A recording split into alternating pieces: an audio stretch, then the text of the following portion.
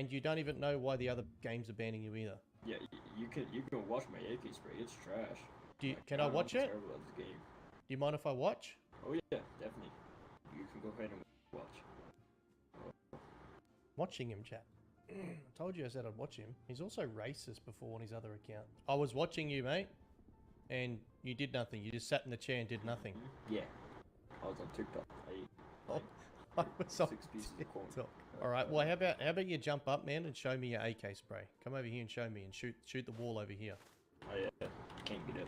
Oh, you got to press spacebar to jump out, bro. Spaces to get out of the chairs. I want to hear him Yeah, smash his. I'm pressing space though.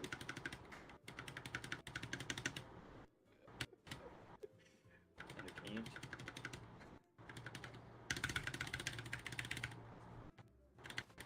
There you go. Yeah, already. All you had to do is just press spacebar, bro. Yep. All right, I need you to shoot the wall and show me your AK spray. Huh? So if you face this way and then shoot the wall, that'll be good enough.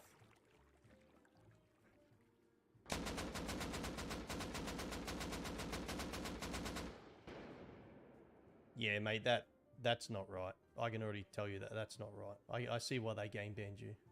You don't understand why they game banned you? Have a look at what you just did. I'm gonna be banned.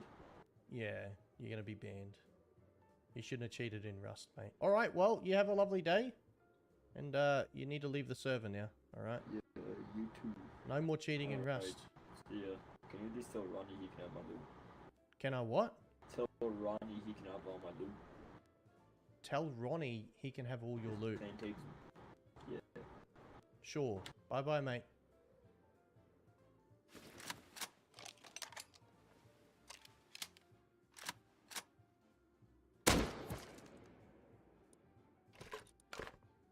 On the account, it has multiple game bans for games. So it's not just Rust he was game banned in, he was game banned in other games. Alright, so this is our little EAC Bandovator buddy. We're just going to quickly F7 report him. Kumquats. Oh my god, that's hot. Hey buddy, how you going, mate? You got a microphone? Yo. Hey man, how are ya? Yeah, I got a mic. Ah, awesome. Hey mate, Great, I'm one of you? the... I'm doing fantastic, mate. I'm just one of the server admins on this server, and I'm just going along and teleporting people into the chair to do a quick survey today. Do you mind if I take 5 minutes of your time? Yeah, sure. Awesome. So I just wanted to find out how you managed to find the server today. Did it just come up randomly, or were you looking for something in particular? No, my buddy joined and he was playing, so I joined off with him. Okay, awesome. Now, have you been on these servers before or experienced these servers before? Yeah, I have. Okay, awesome. And do you like the team limit caps and things like that that are incorporated in this organization? Speaking out my ass, so I'm trying to. Oh, think yeah, of things. definitely. Okay, and is the modifications something that you look for, like being 2x or 3x or things like that? Yeah, normally I play 2x, but 3x is nice. Okay, sweet. And have you ever experienced any admin abuse while being in Rust? Not on these servers, not that. Okay, cool. We can sort that out today. Now, have you ever been game banned on any other accounts in Rust? Yeah. Honesty. Okay, and what were you doing to get game banned on those accounts, mate? It was only on one. I was game banned on my main account like a year and a half ago. I cheated on Tarkov and got hardware banned on that, and I loaded up Rust and it banned me off there as well. It's been like an ongoing issue for like a year and a half ever since it happened. Right. Okay, and you've only got one game ban, you don't have any other game bans? Yeah, just one. Right, okay. Alright, not a problem. Alright, and you've never experienced any admin abuse before? No. So today I'm going to admin abuse you, alright? Because you've got game bans in Rust. You can't play on servers like this. You need to find a server that will welcome you into play. And I suggest that you read server rules before you join servers, so then you don't find yourself getting banned on servers for having those game bans in Rust. Do you understand? Is there any chance I could just leave without you banning me?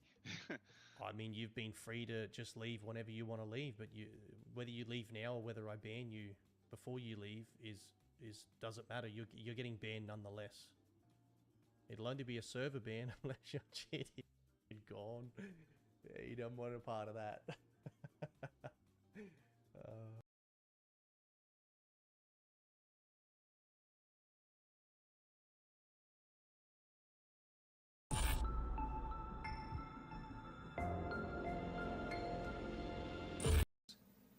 Here is Bill Ryan.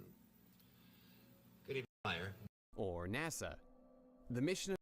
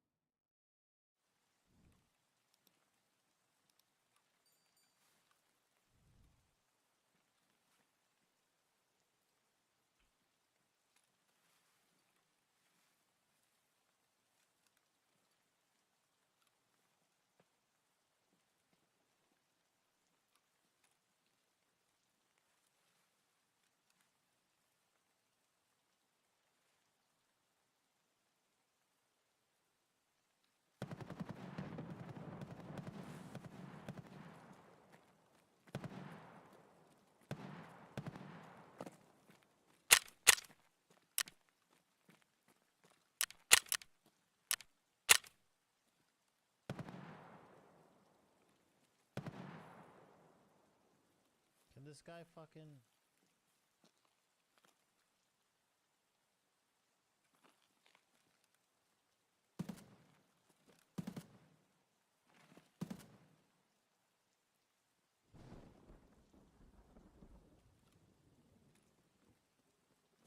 That's fucking...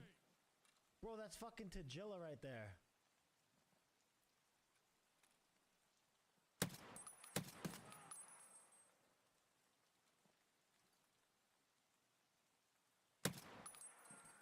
Dead.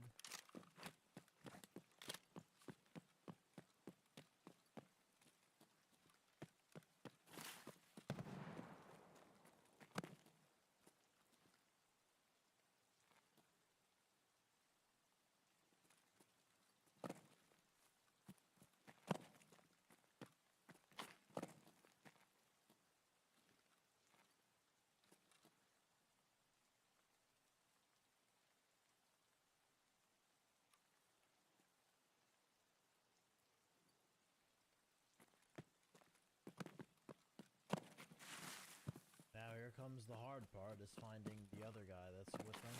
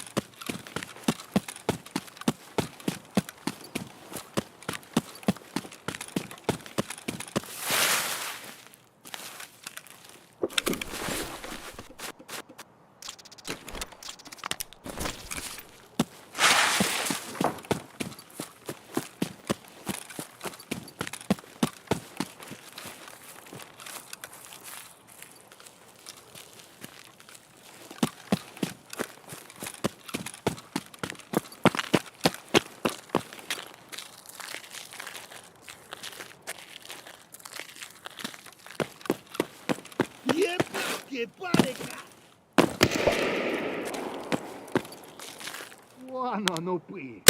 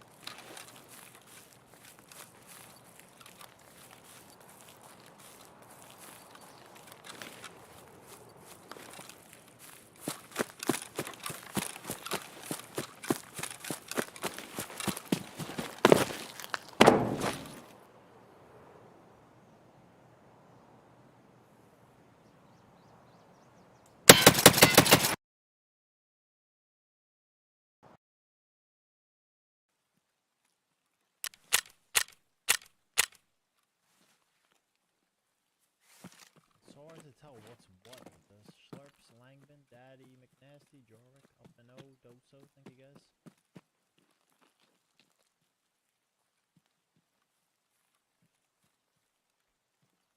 Yeah, something was in that house there.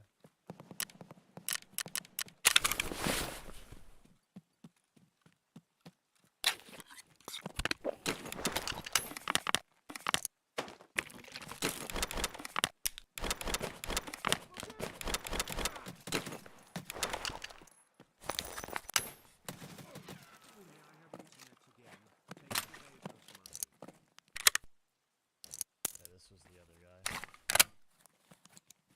Squirt boy, thank you for the 8 months. That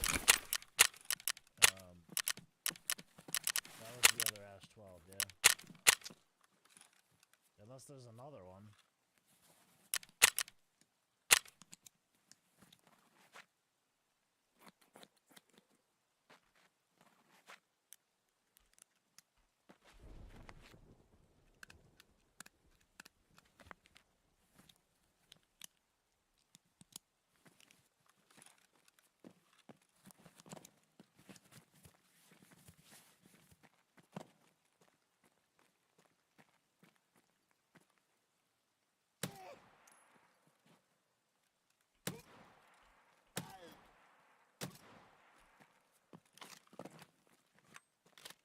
Okay, kill him.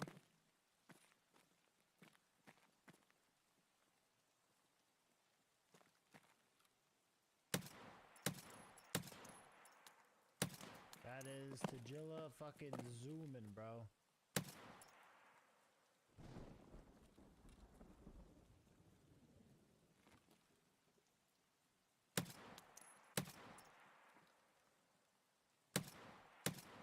Bro, look at him go. Wait, did this guy really loot his teammates? No fucking way.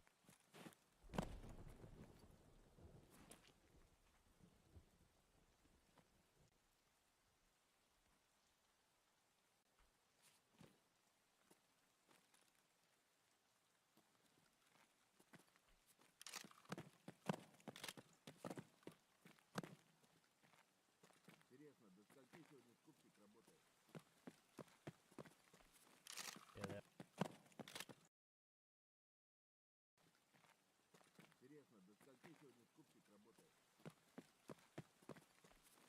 Yeah, that.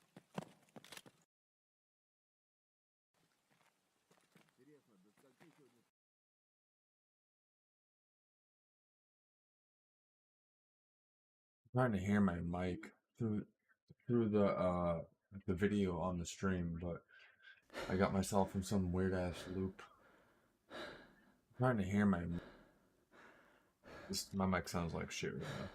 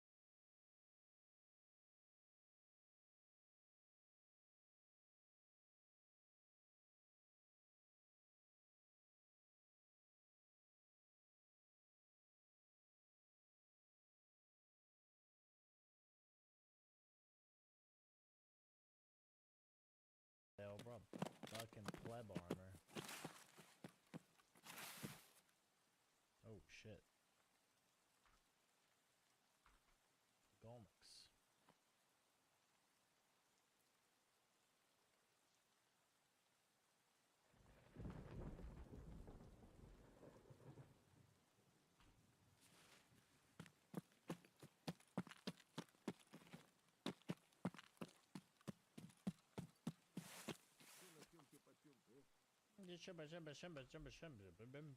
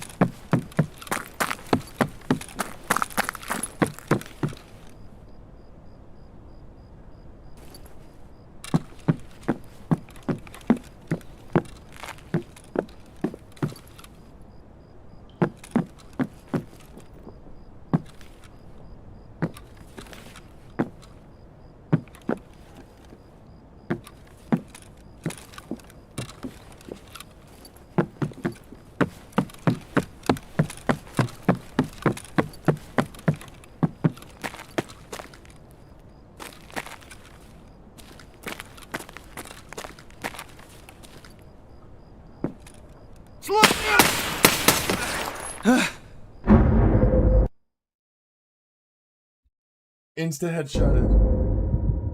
Fuck yeah, dude. Oh. I didn't even hit him. Actually, I did hit him. Maybe. I don't fucking know. Whatever. I'm going back, though. Oh, it's a shotgun. That's why. I literally pulled the trigger on his head, but since he killed me first, it didn't count.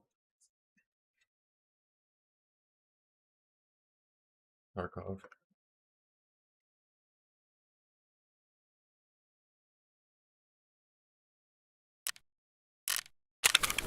Let's put a... Grab that AK.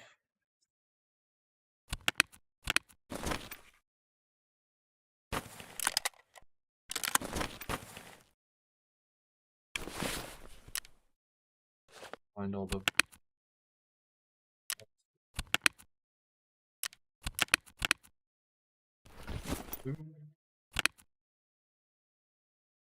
Where is, Actually, yeah, let's do that. Let's do night vision.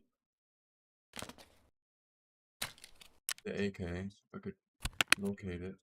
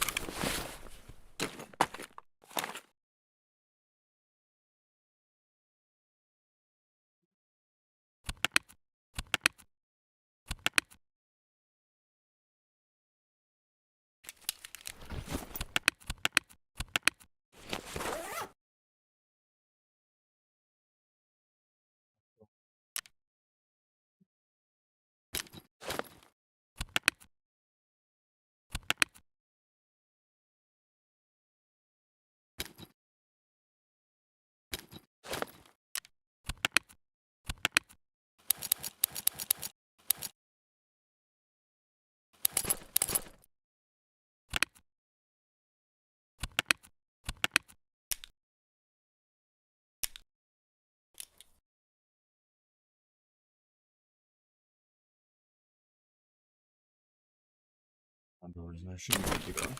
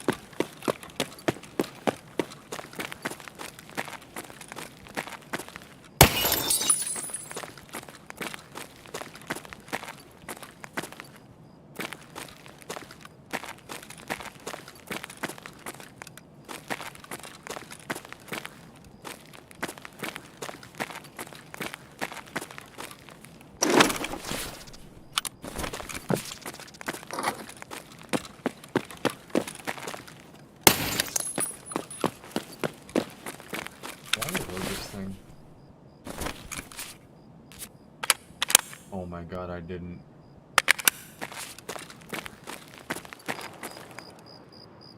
Forgot to reload this damn gun.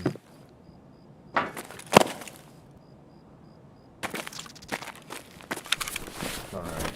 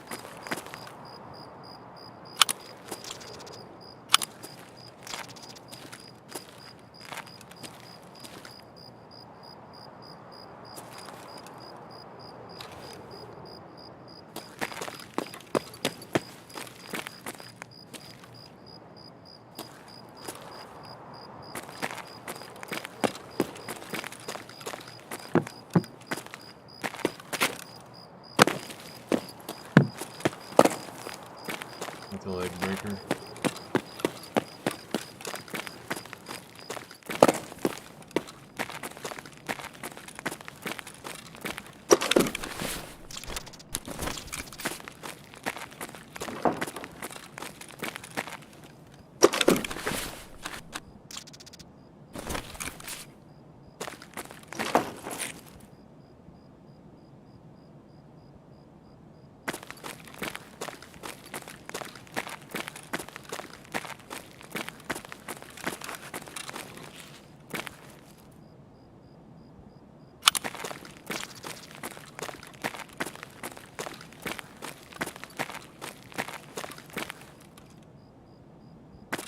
Haven't seen any AI or anything.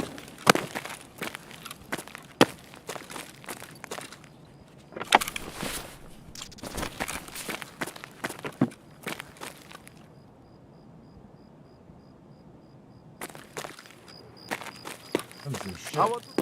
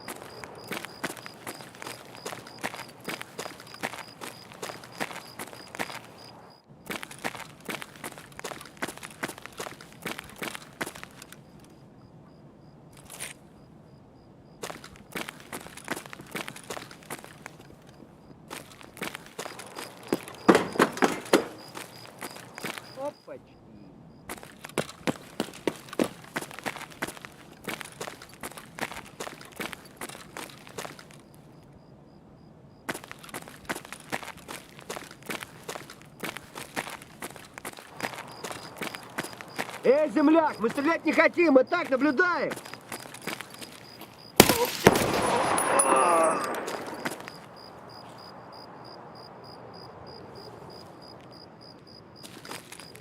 Well, the idea was kind of to shoot him before he shoots.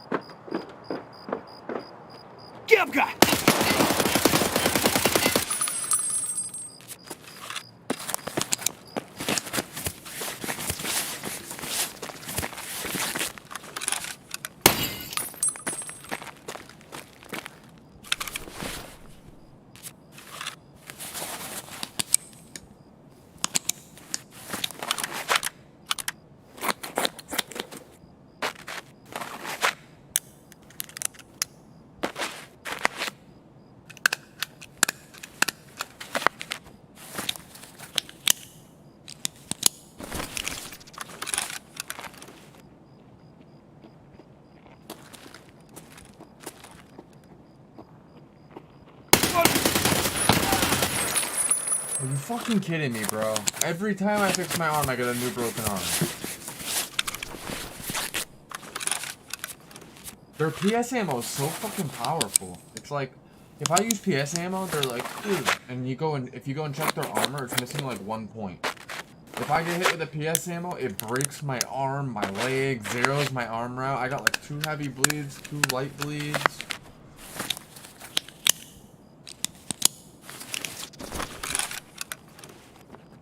Done.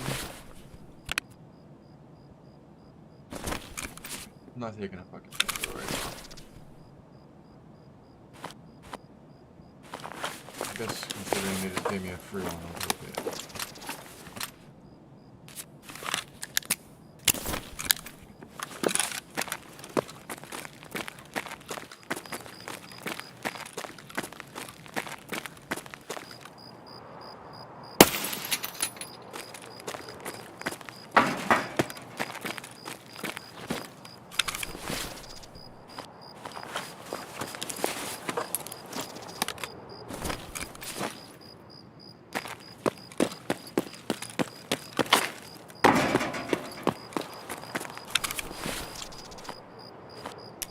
There's 6. Mind if I do?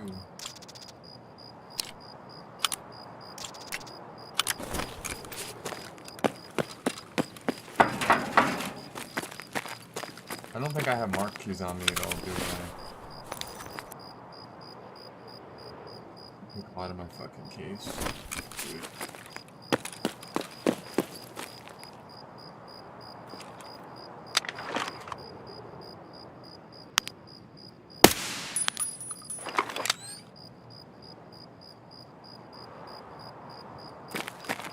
I don't want to go.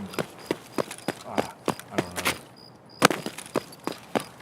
I don't want paracord either. I wanted to go get to marked rooms, but I can't.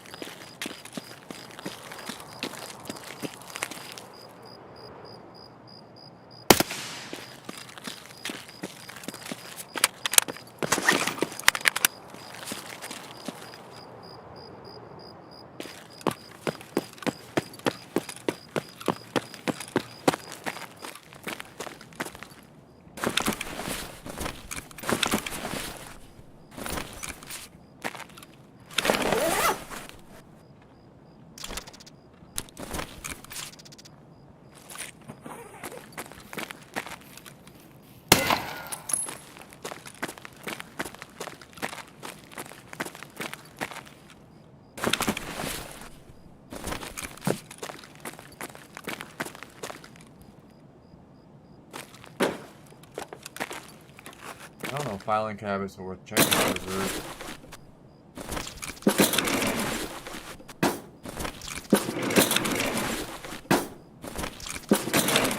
Not really.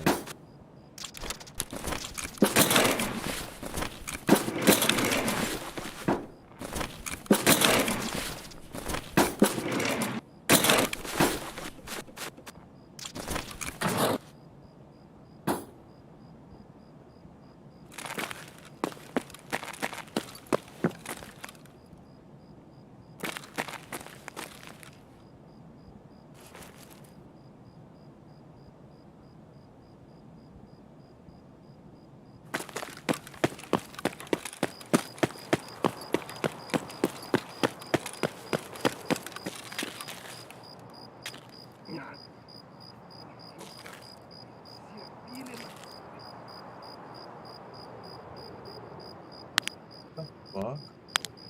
Oh.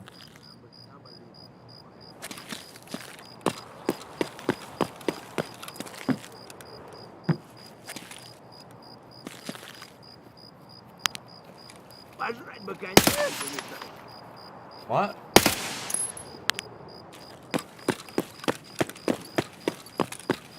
А ты... Вон оно!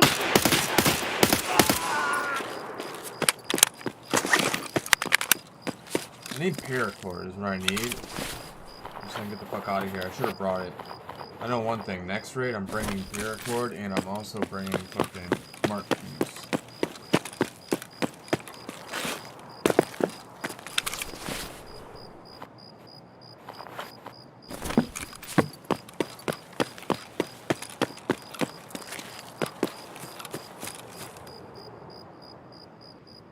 Power zone?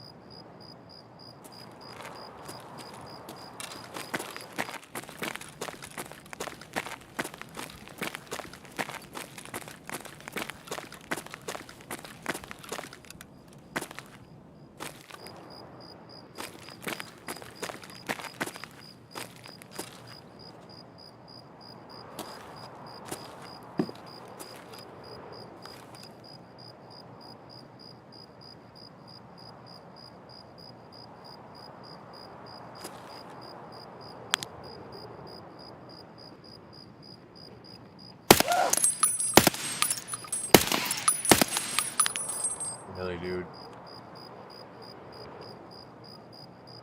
We eat headshots here.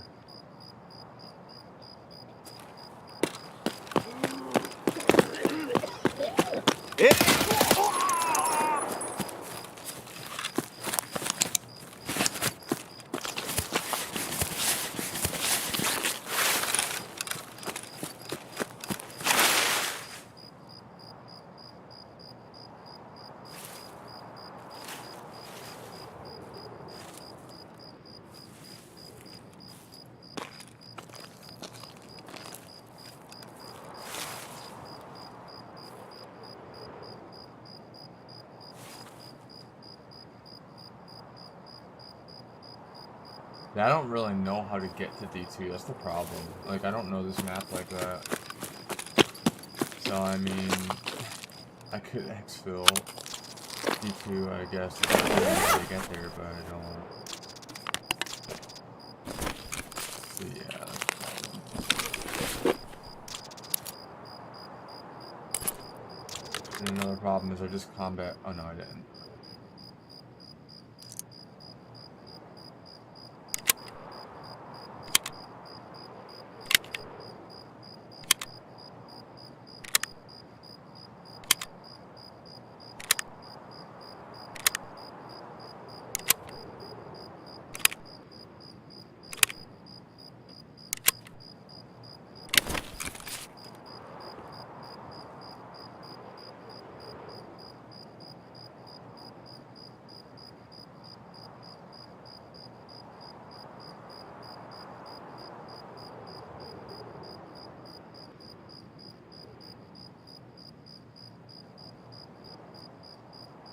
Why am I lagging?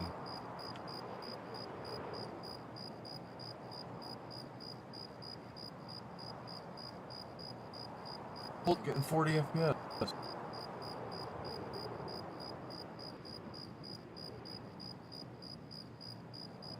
What the fuck going on, man?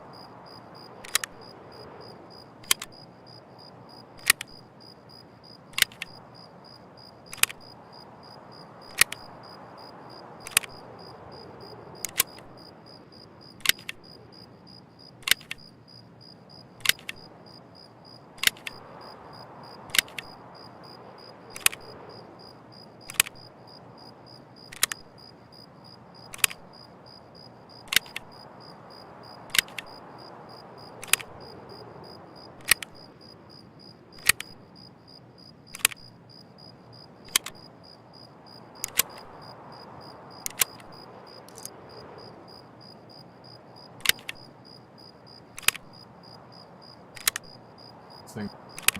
Blue. Let's put a whole 60. That's still going.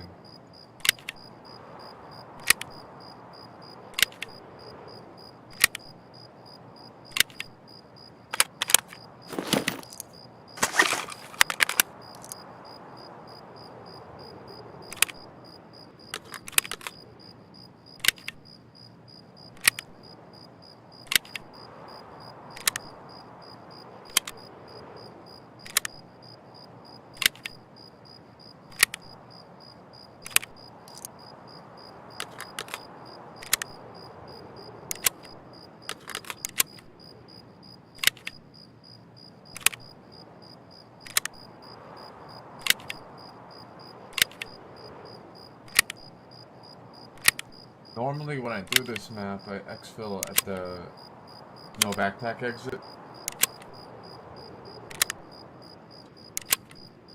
But I mean, I can't do that right now. Not some, not a lot. But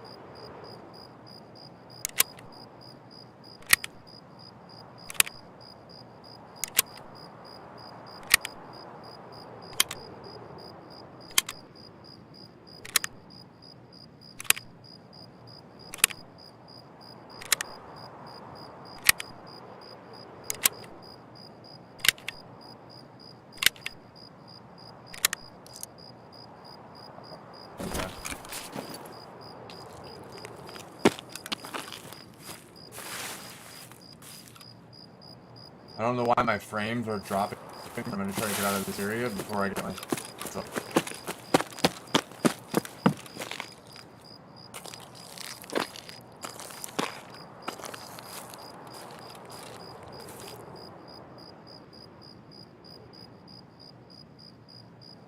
Bunker hermetic door.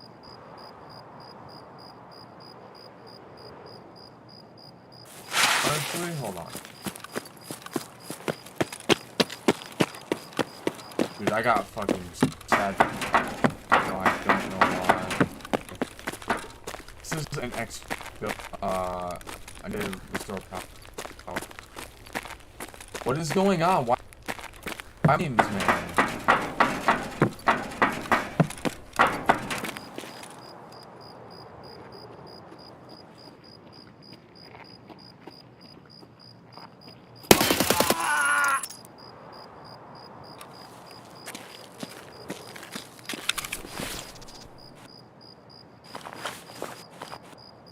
I can't just like go read this. Oh, this is suck, dude.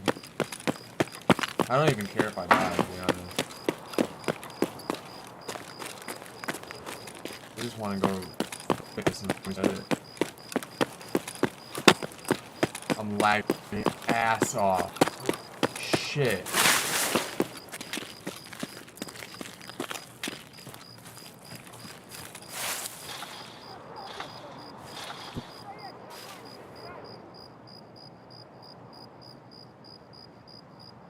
This is insane.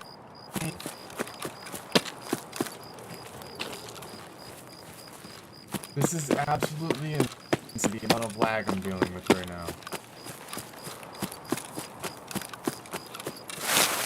There's gotta be a reason for this.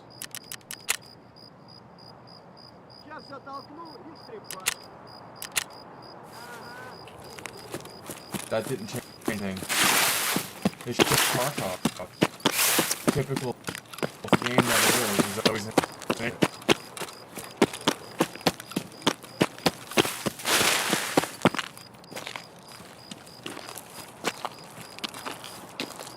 I don't think what's lying right now.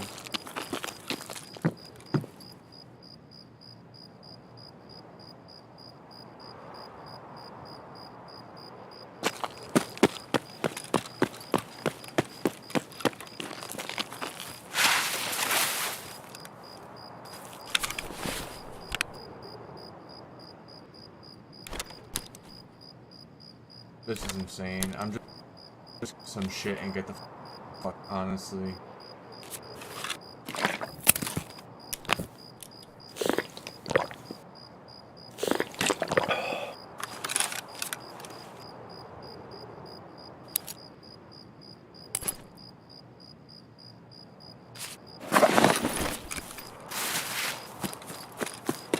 It's fucking insane, dude. The lag. I can't even play it.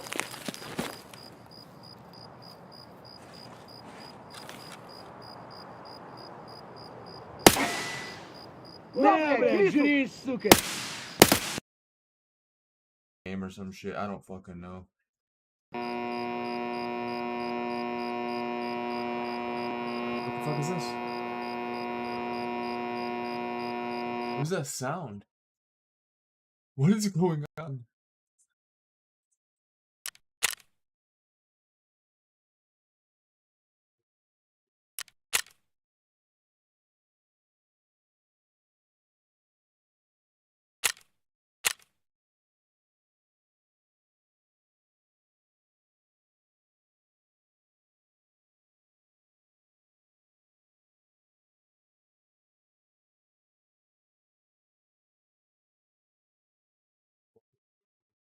I don't know.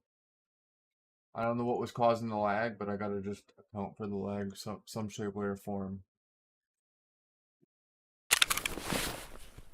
There goes that backpack, though. That kind of sucks.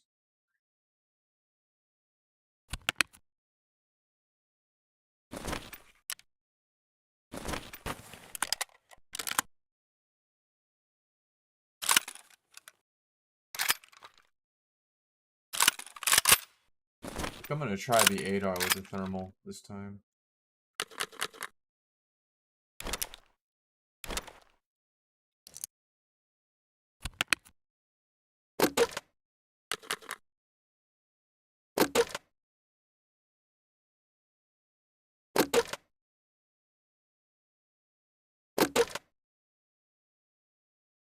That's granted, I don't lag my ass off as soon as I join a raid. I think I should restart my game or something. I don't really know.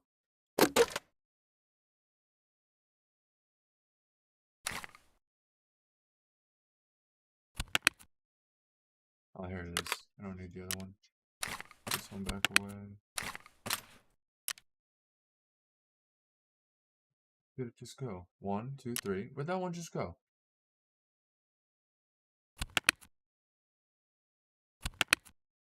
Huh.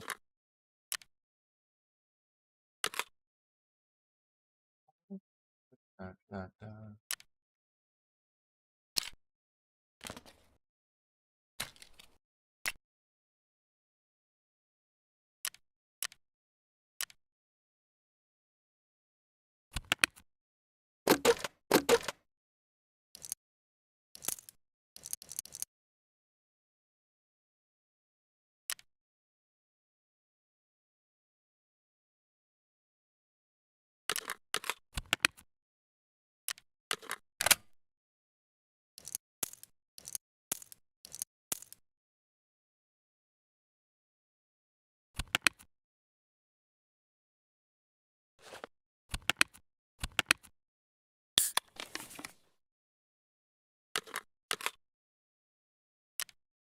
Something quick. Weird shit.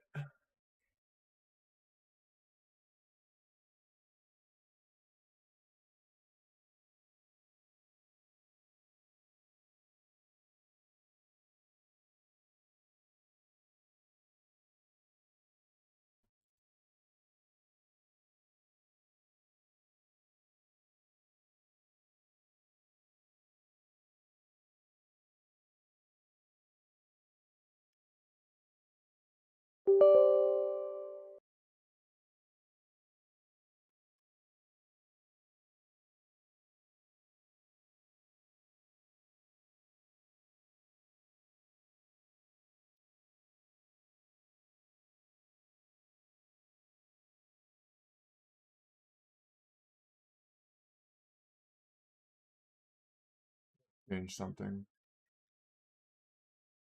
What is it? Right here. I want a certain one.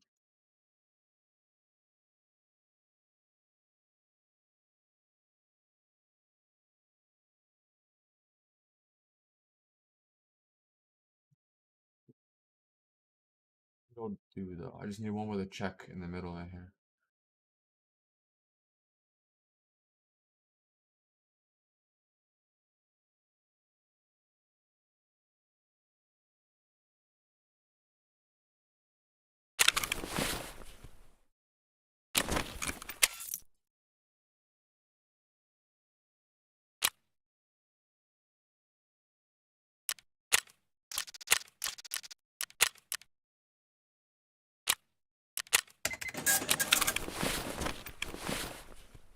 Okay.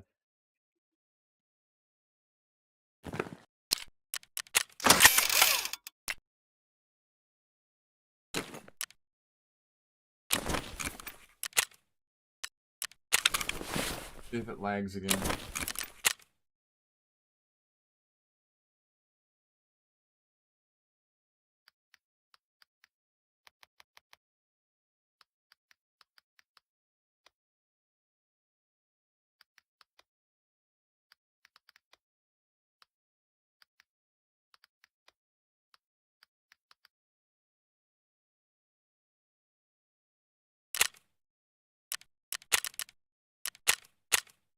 Oh, no. I need my marquees.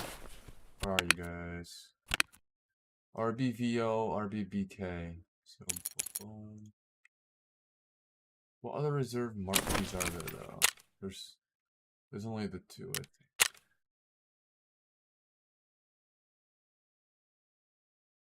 Let's see. Mechanical keys, RB. These are not marked. These are just regular. RBVO marked. RBBK marked. I think that's it. Okay, we'll just grab those 2 then. Okay, see what we can get.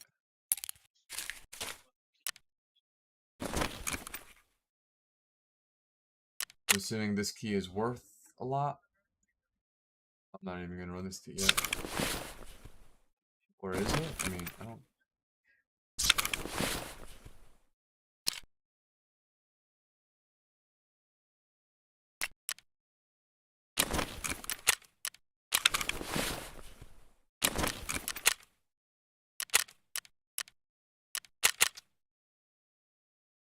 Oh, I need a paracord. Just forgot.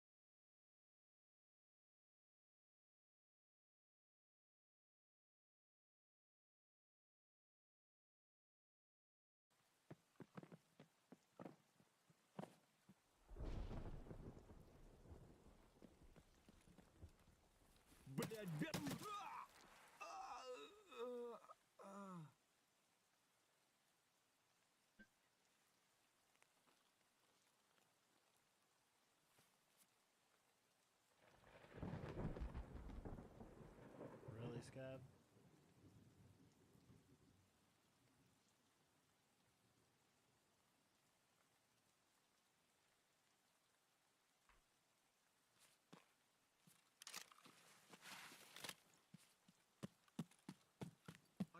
What's going on, dude? 28 frames per second. Granted, I'm loading loot, but for some reason, Yes. last raid, my frames went to shit and never came back.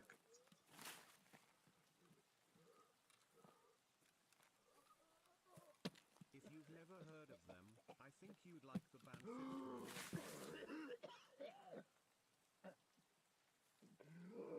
I know them.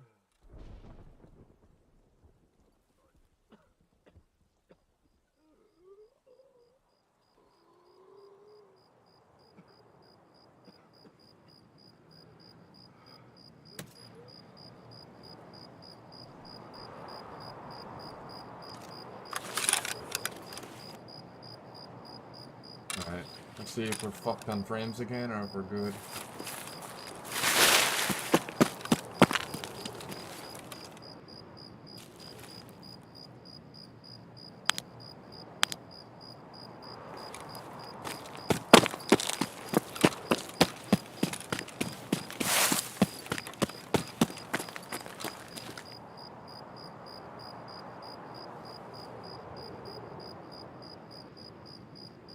I mean, 60, 70 isn't bad, I guess. I mean, I don't fucking know.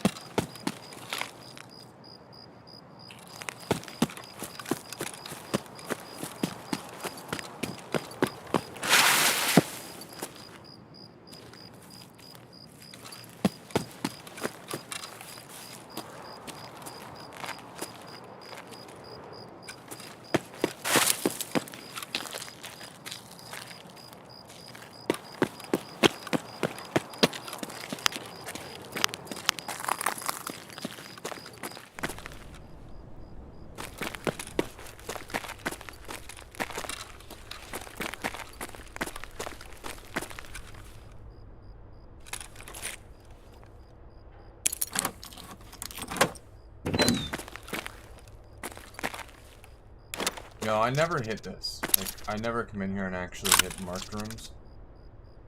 So it just goes to show how shit the marked rooms are now.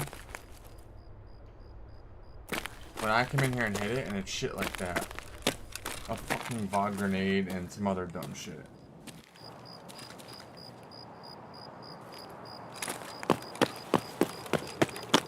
So far the frames are semi-stable too, which is good.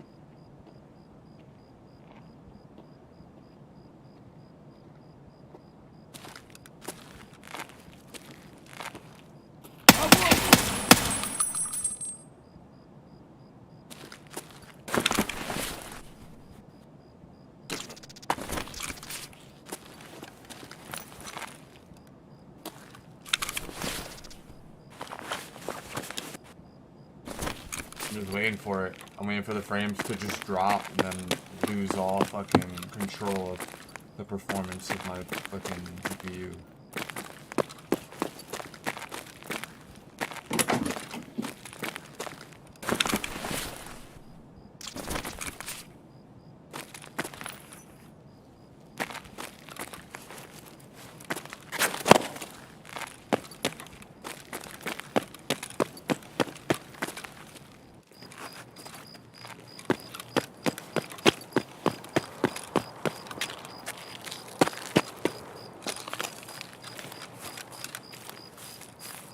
Понятно. Эй, земляк, мы стрелять не хотим, мы так наблюдаем. Ах ты хер ебучий. Пацаны, да сладкие они, не ссыте. Сдохни, тварь! Вот хуй!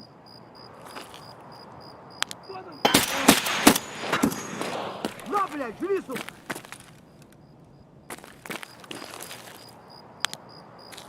Фары врубай, Вадю!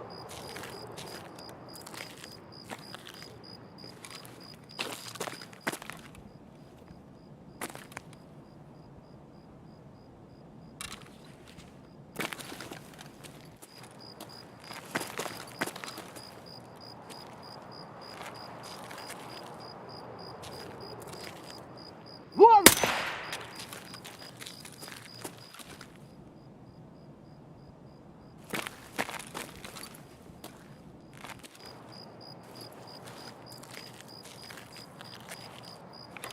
What's going on here, dude? I don't know the map or where bosses spawn and shit, so Кому тут пизды выдать?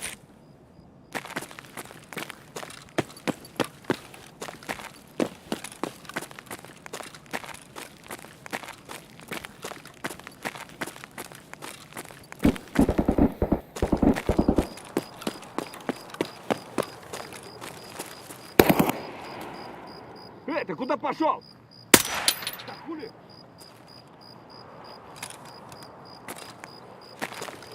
Вон он, сука! Опы!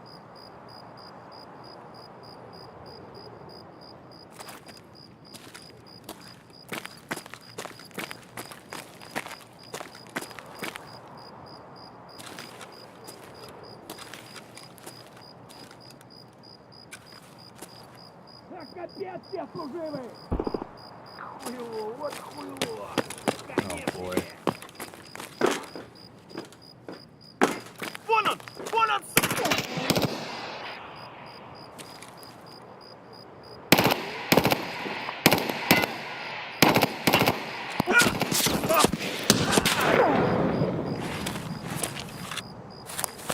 I'm not exactly sure what's even going on right now.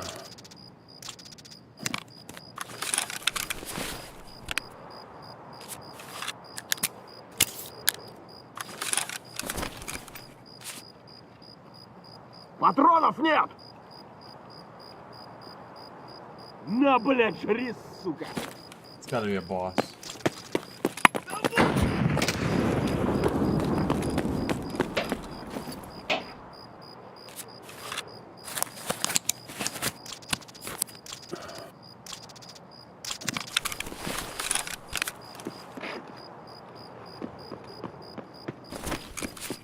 Вон он, сука!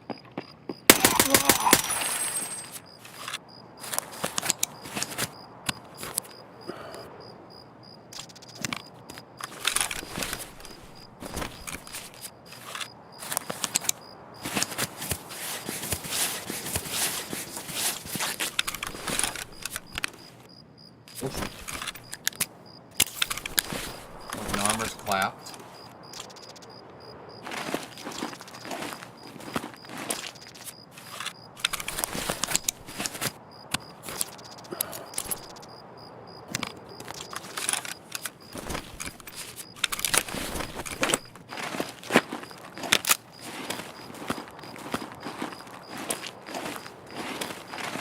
Who the fuck is this guy, man?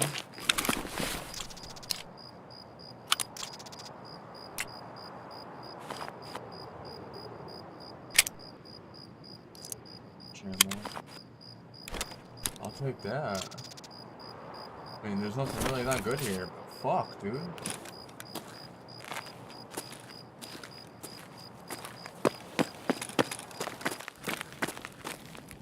This dude straight up rushed me.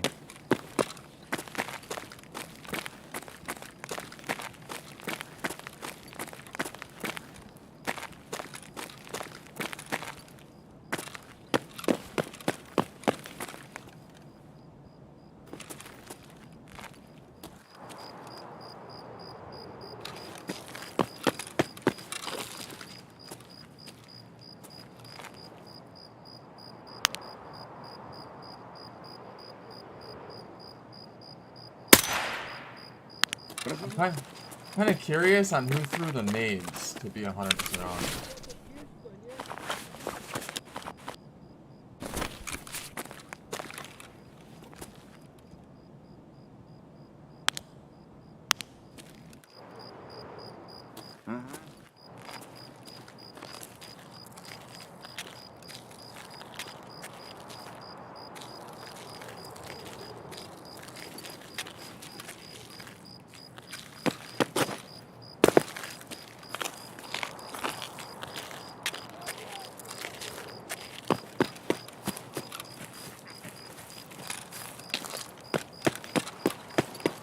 I'm gonna get lit the fuck up. That's what's gonna happen.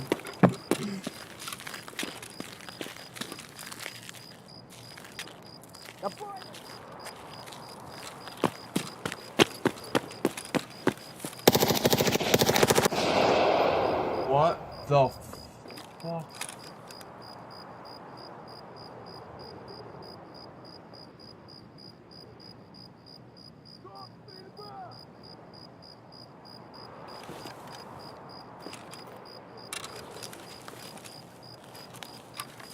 Шаг барыгам, а потом по бабам.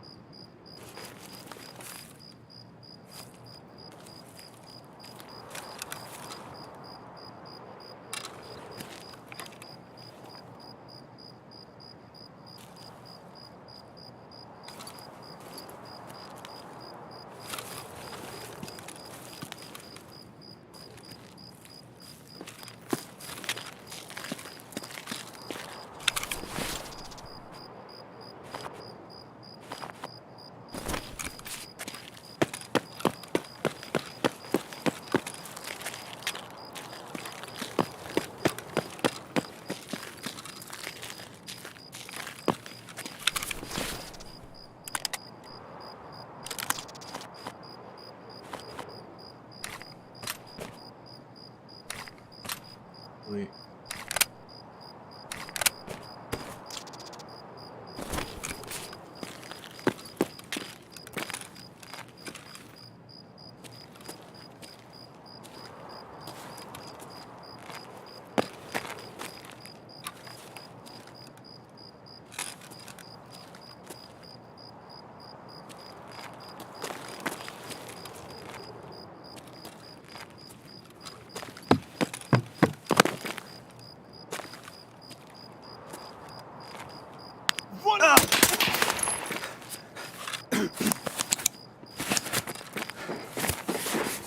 Понял, блядь!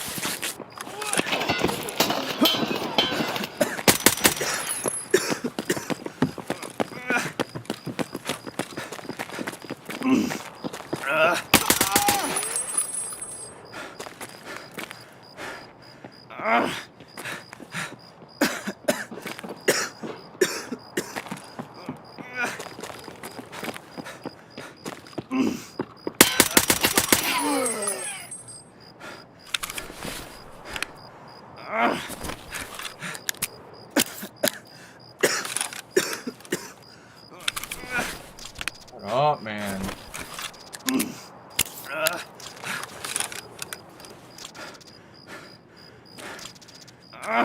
Oh my god, shut the fuck up, dude. You took a painkiller.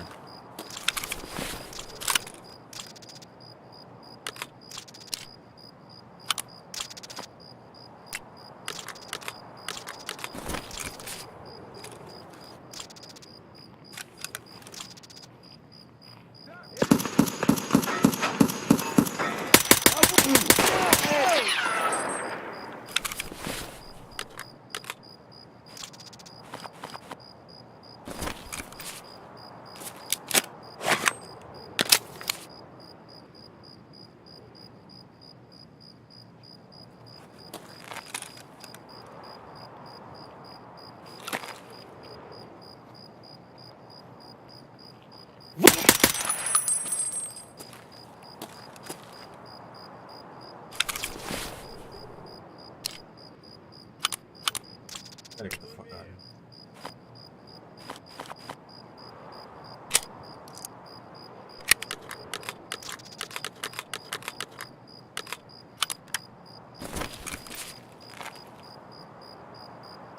Gotta go do surgery.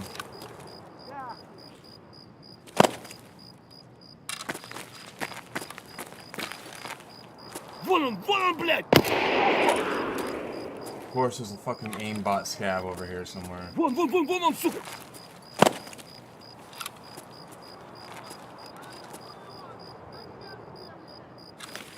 Блядь, давай, пошел!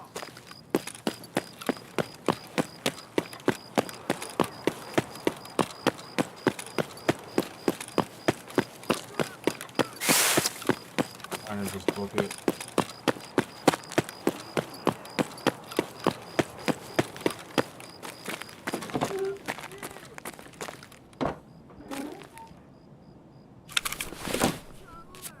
Out of like meds completely. It's just like so. I should have been grabbing meds off those guys. I didn't though.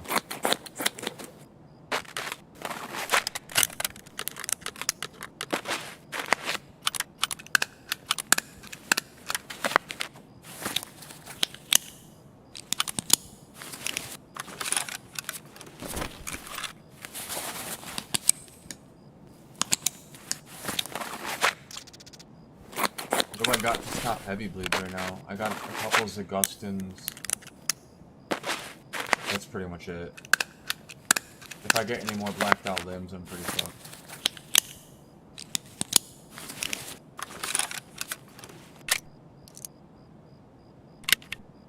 What's the you down here? You down here? What is in here? Yeah, sorry, we'll drop this whole thing.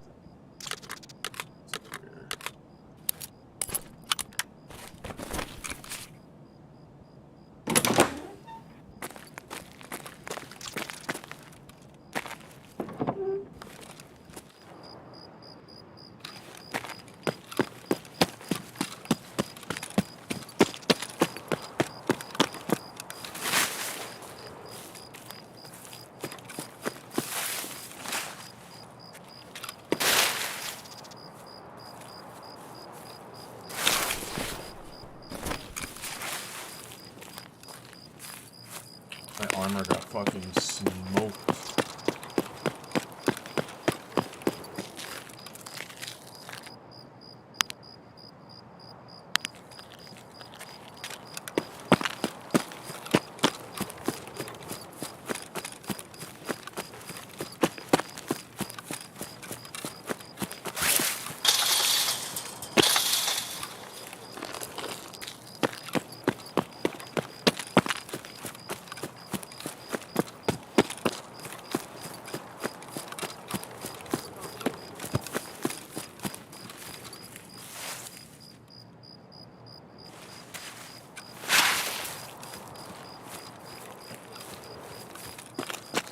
I can't see shit. I can't see.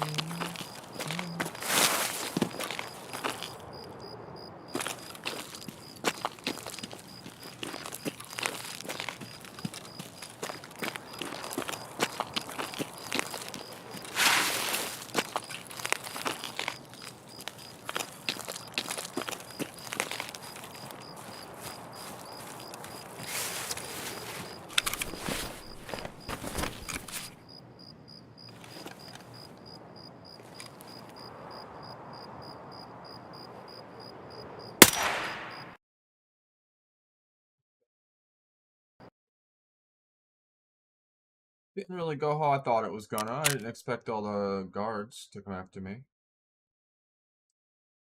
I don't know where the boss was.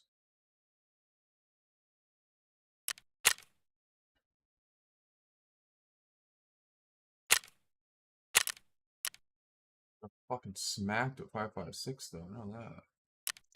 Shit hurts.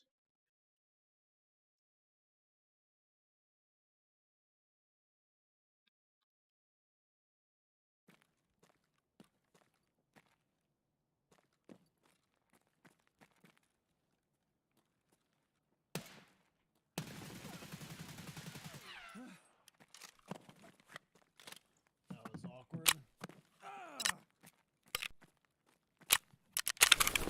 He's hitting my leg. Wait. Where did he hit my leg? He's hitting legs and stomach. What the heck?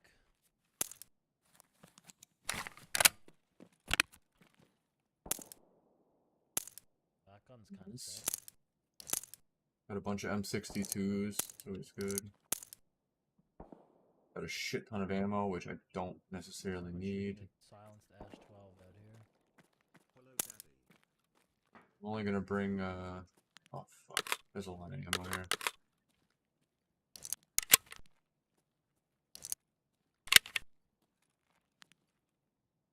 Yeah, I don't need all this ammo. I'm just gonna put one of these away. Let's actually put this one away because it's not insured.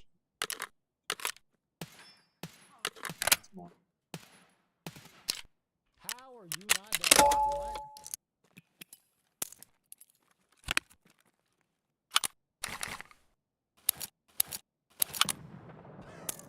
Oh, there's more ammo here.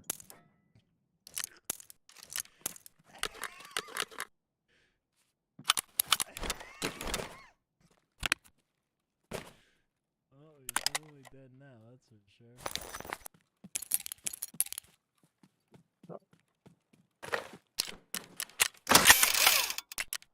Is an Ash 12C? Okay, I have good ears.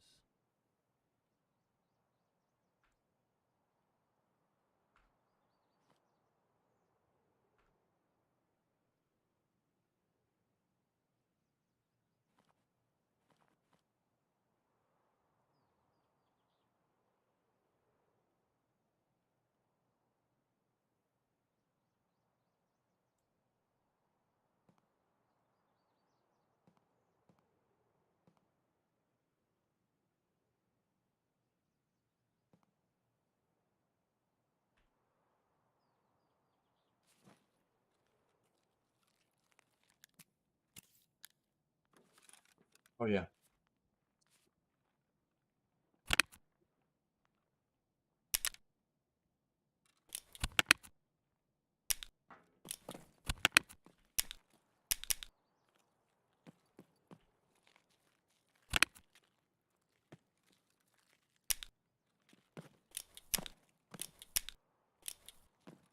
put this away because I'm not gonna need that many of those. And the ETGs, I think I'm gonna grab. This is awkward. Let's put a mule away as well. Now let's grab 3 ETGs. Are they just in the fucking thing?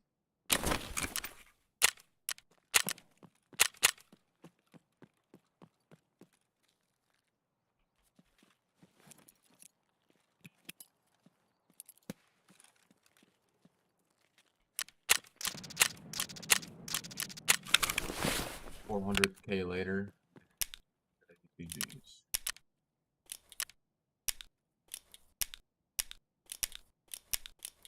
Okay, was that shrapnel or was that a guy fucking shooting at me?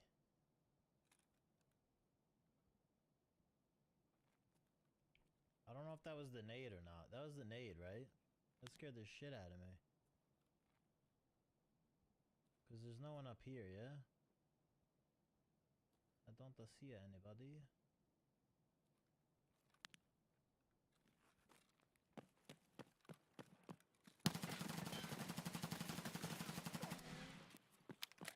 Yo, what's good, Papa?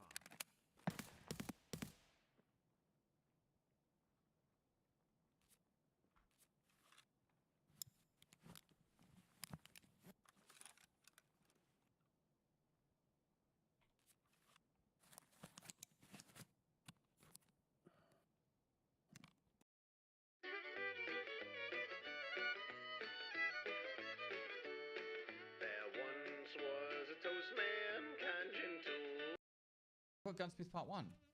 Oh no, there's introduction. Cool. Yeah, it comes after. Okay, cool. Yeah. Alright, let's just go woods. Gear up for woods. Sure. Cool. I'm ready. Roger that.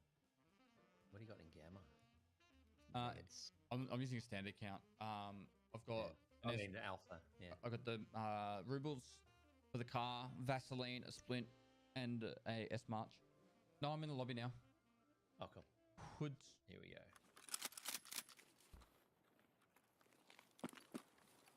The M1A was a nice find though. That's Good M4 spot, Bandits. Yeah. That is definitely true. The M1A was a nice find. I feel like I walk really slow.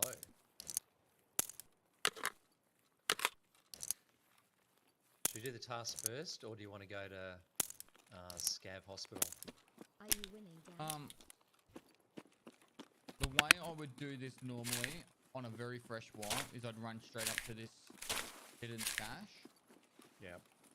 I do hidden stashes a fair bit because your best way of getting good armor is early. Yeah, yeah. You could just use this. Like, yeah. Plus, you don't want to be first into that the fob. I mean, if I'm going to be using 5.56, I might You as can hear, well like, them literally killing just scavs and use you know they're there kind of thing. So it's something that's full auto. a What's little the bit point easier. of...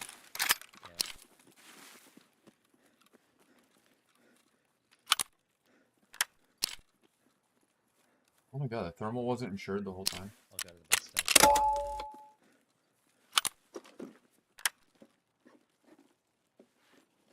Out of a gun here. We need found in rate Icarus, don't we? Yep. First one. Right.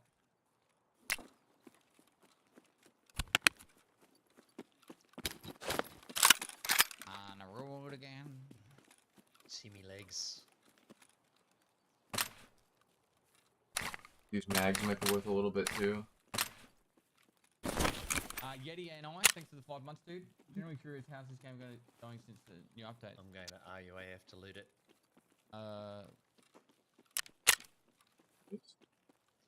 Wait, where are you? I'll make 120k. RUAF. Actually, it's not worth it if I'm Fuck is only that? making 120k off What's that? that. The extract with the smoke. I'd make more money if I listed Who's them shooting? I for just killed something. 50,000 each. I would never go over there, but alright. I just thought I'd Not loot really it. even, actually. Whatever. I'll just list them. Oh, it's been looted. Might have could have played then. See you on the hill near the tank. Yeah. It might have been a scar. It's all been looted In this here. parrot, thanks for the prime. Yeah, I would generally never worry about going over there. Not really worth it. Okay. I'm not sure if this was a player or not, because it looked like a player at the start. Player spawn here.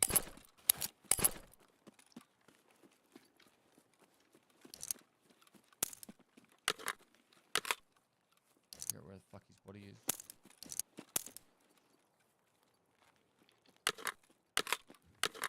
Where was his body? Was this big rock?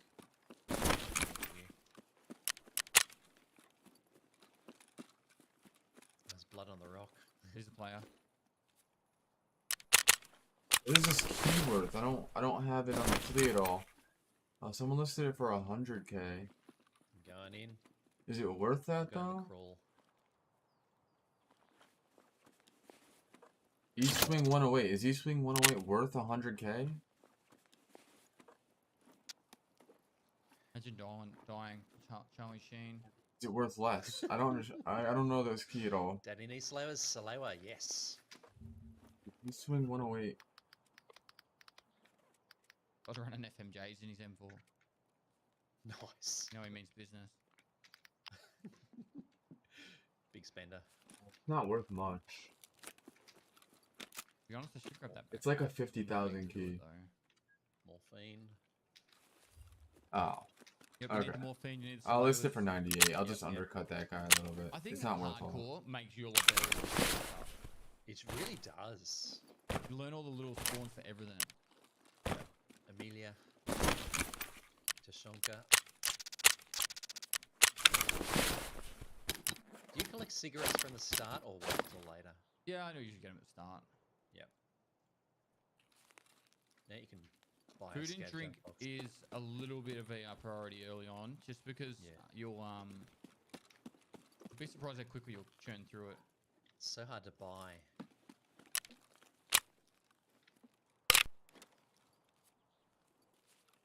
Vaseline.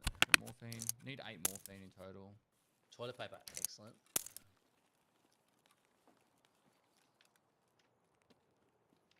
Going to the other side.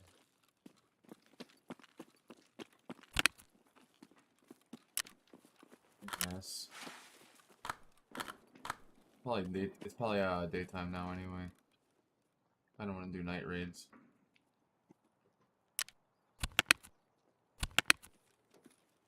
Hold on, might have heard someone. Not sure.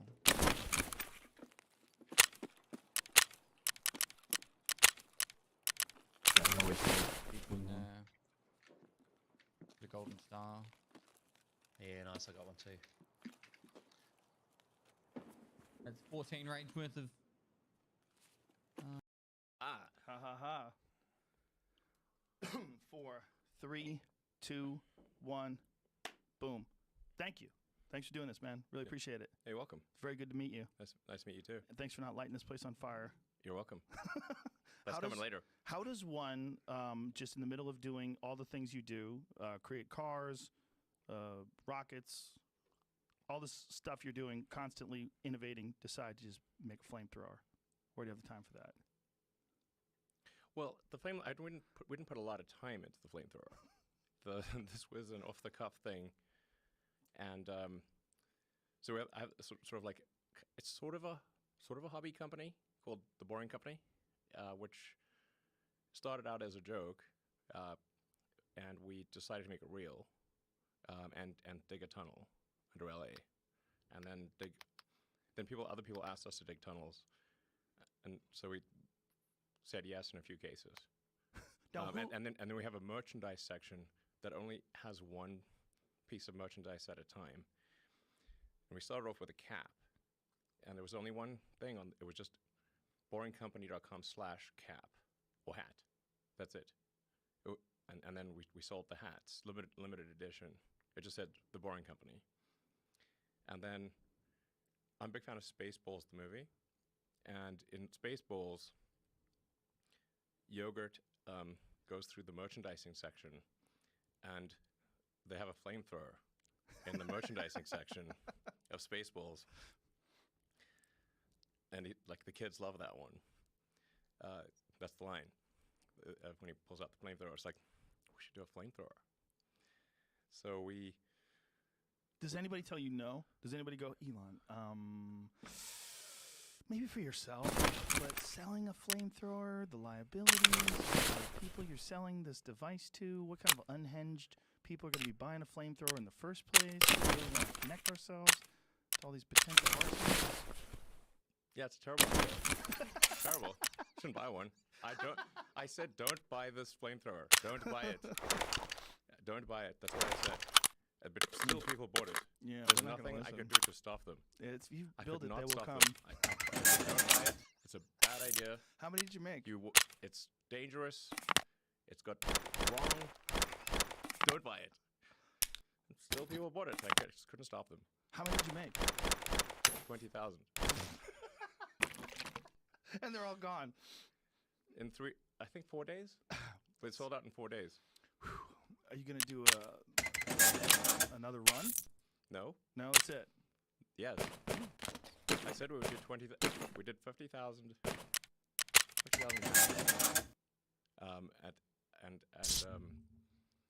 That was $1 million. No, just do. Why did I just And do he's like, that? okay, we'll sell something and for 10 million, and that was 20,000 flamethrowers at $500. They went fast. Yeah, how do you have the time? How do you have the time to do that, though? I mean, I understand that it's not a big deal in terms of all the other things that you do, but how do you have time to do anything? I don't understand your time management skills.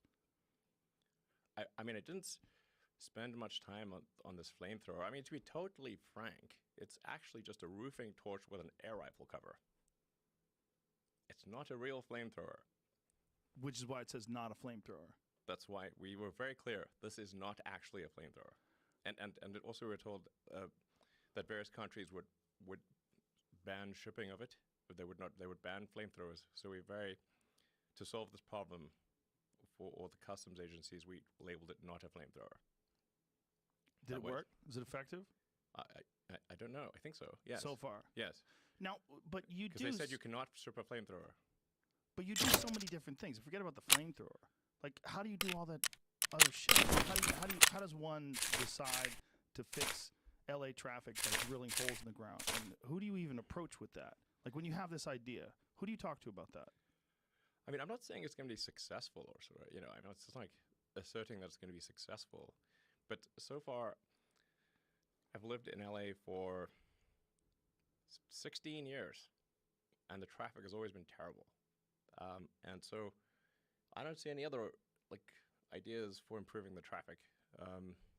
So in desperation, we're going to dig a tunnel, and maybe that tunnel will be successful, and maybe it won't.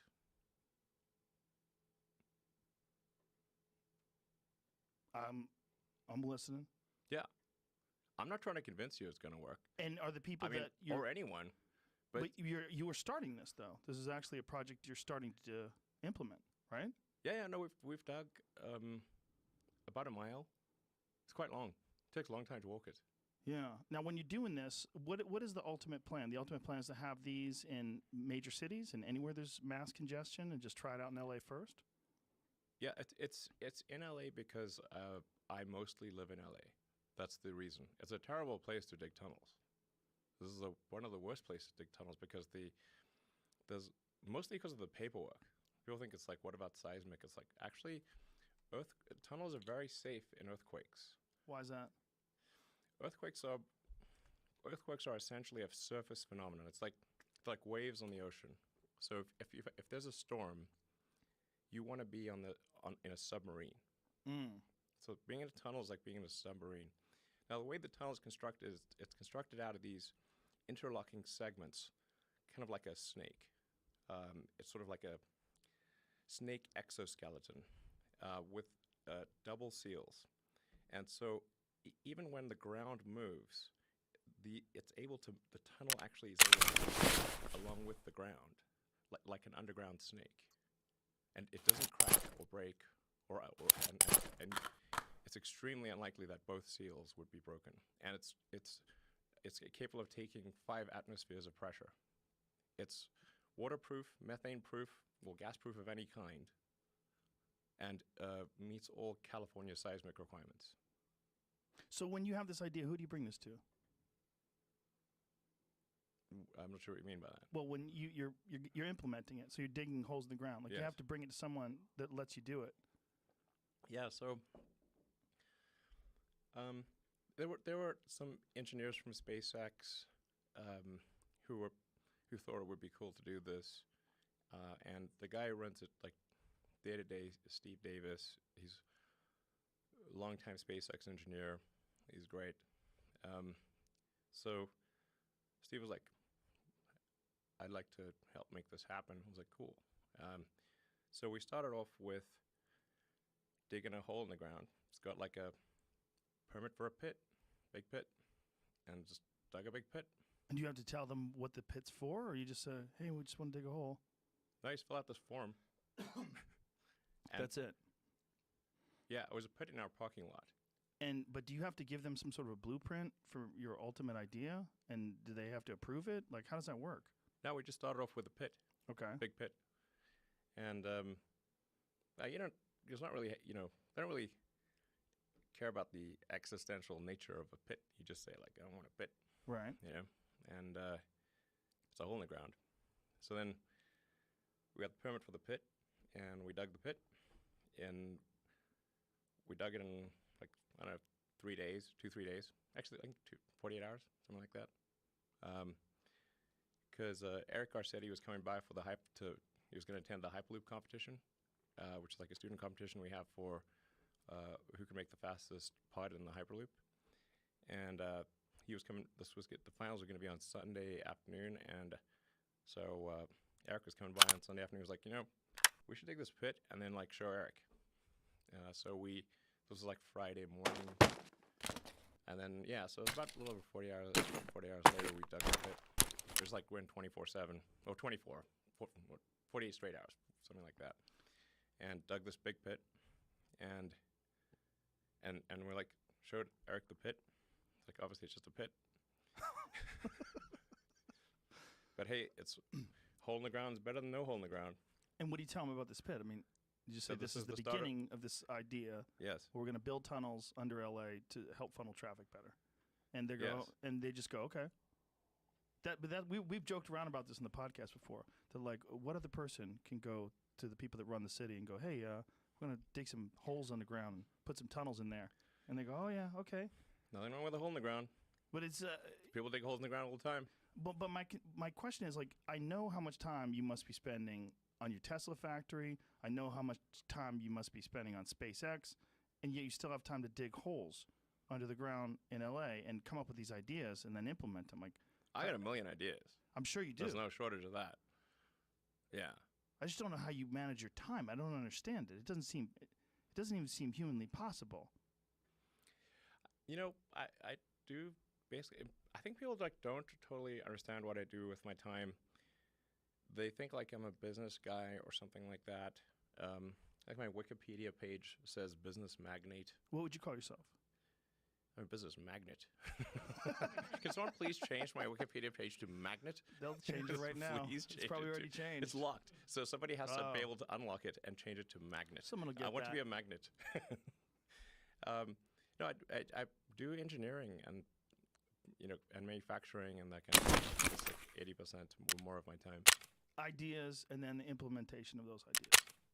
That's like hardcore engineering, like designing things, Right. Structural, mechanical, electrical, software, user interface, engineering, aerospace engineering. But you must understand there's not a whole lot of human beings like you. You know that, right? So you're an oddity. Seems yes. To chimps like me. We're all chimps. Yeah, we are. We're one notch above a chimp. Some of us are a little more confused. When I watch you doing all these things, I'm like, how does this motherfucker have all this time and all this energy and all these ideas, and then people just let him do these things? Because I'm an alien. That's what I've speculated. Yes. I'm on record saying this in the past. I wonder. It's true. I mean, if there was one, I was like, if there was like maybe an intelligent being that we created, like some AI creature that's superior to people, maybe it would just hang around with us for a little while like you've been doing and then fix a bunch of shit. Maybe that's the way. I might have some mutation or something like that. You might. Do you think you do? Probably. Do you wonder? Like, you're around normal people, you're like, You're like, what's up with these boring, dumb motherfuckers? Ever? Not bad for a human, but I think we'll not be able to hold a candle to AI. You scare the shit out of me when you talk about AI. Between you and Sam Harris. I Oh, didn't sure. even consider it until I had a podcast with Sam once. Sounds and great. He made me shit my pants. Talking about AI, I realized, like, oh, well, this is a genie that once it's out of the bottle, you're never getting it back in. That's true. There was a video that you tweeted about one of those Boston Dynamic robots. And you're Yeah. like, in the future, it'll be moving so fast you can't see it without a strobe light. Yeah. You could probably do that right now. And no one's really paying attention too much other than people like you or people that are really obsessed with technology. All these things are happening, and these robots are... And did you see the one where PETA put out a statement that you shouldn't kick robots? It's probably not wise. For retribution. Their memory's very good. I bet it's really good. It's really good. I bet it is. Yes. And getting better every day. It's really good. Are you honestly, legitimately concerned about this? Is like AI one of your main worries in regards to the future? Yes, it's less of a worry than it used to be, mostly due to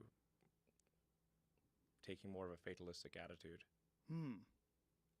So you used to have more hope, and you gave up some of it, and now you don't worry as much about AI. You're like, this is just what it is. Yeah, pretty much. Yes, yes. Yes, no, but no, it's not necessarily bad. It's just, it's definitely going to be outside of human control.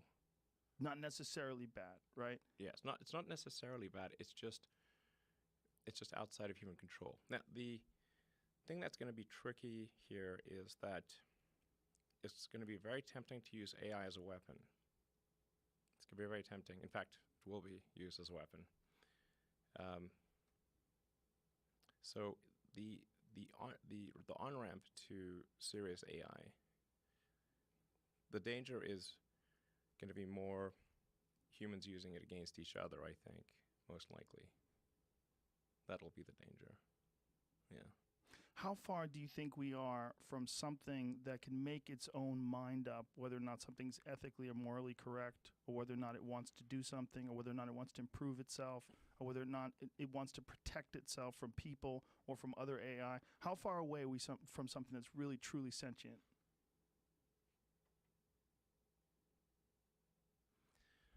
Well, I mean, you could argue that any group of people, like a company is essentially a cybernetic collective of people and machines. That's what a company is. And then there's different levels of complexity in the way these companies are formed. And then there's this sort of like a collective AI in the Google search, you know, where we're all sort of plugged in as like nodes on the network, like leaves on a big tree. And we're all feeding this network without questions and answers. We're all collectively programming the AI, and and Google plus all the humans that connect to it are one giant cybernetic collective. This is also true of Facebook and Twitter and Instagram and all these social networks. They're giant cybernetic collectives. Humans and electronics all interfacing, and constantly connected. Yes. Constantly. One of the things that I've been thinking about a lot over the last few years is that one of the things that drives a lot of people crazy is how many people are obsessed with materialism and getting the latest, greatest thing. And I wonder how much of that is, well, a lot of it is most certainly fueling technology and innovation. And it almost seems like it's built into us. It's like what we like and what we want, that we're fueling this thing that's constantly around us all the time. Hey. And it doesn't seem possible that people are going to pump the brakes. It doesn't seem possible at this stage where we're constantly expecting the newest cell phone, the latest Tesla update, the newest MacBook Pro. Everything has to be newer and better. And that's going to lead to some incredible point. And it seems like it's built into us. It almost seems like it's an instinct that we're working towards this, that we like it. Mm-hmm. That our job, just like the ants build the anthill, our job is to somehow or another fuel this. Yes. I mean, when I made those comments some years ago, but it feels like we are the biological bootloader for AI, effectively. We are building it. And then we're building progressively greater intelligence. And the percentage of intelligence that is not human is increasing. And eventually, we will represent a very small percentage of intelligence. But the AI is informed, strangely, by the human limbic system. It is, in large part, our id writ large. How so? Well, you mentioned all those things, the sort of primal drives. Mm-hmm. There's all the things that we like and hate and fear.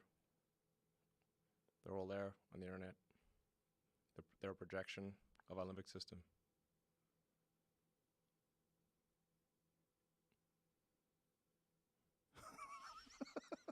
It's true.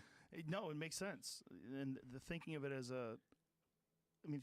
thinking of corporations and just thinking of just human beings communicating online through these social media networks as some sort of an organism it's a cyborg. It's a combination. It's a combination of electronics and biology. Yeah. This is in some measure, like, is the success of these online systems is sort of a function of how much limbic resonance they're able to achieve with people. The more limbic resonance, the more engagement. Whereas, like, one of the reasons why probably Instagram is more enticing than Twitter. Limbic resonance. Yeah, you get more images, more video. Yes. It's tweaking your system more. Yes. Do you worry about or wonder, in fact, about what the next step is?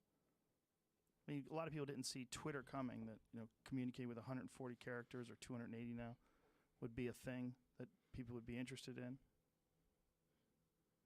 Like, it's going to it's going to become more connected to us, right? Yes, things are getting more and more connected. They're, at this point, constrained by bandwidth. Our input-output is slow, particularly output. Output got worse with thumbs. We used to have input with 10 fingers, now we have thumbs. But images are also they're a way of communicating at high bandwidth. You take pictures and you send pictures to people. That communicates far more information than you can communicate with your thumbs. So what happened with you where you decided, or you took on a more fatalistic attitude? Like, what was there any specific thing, or was it just the inevitability of our future?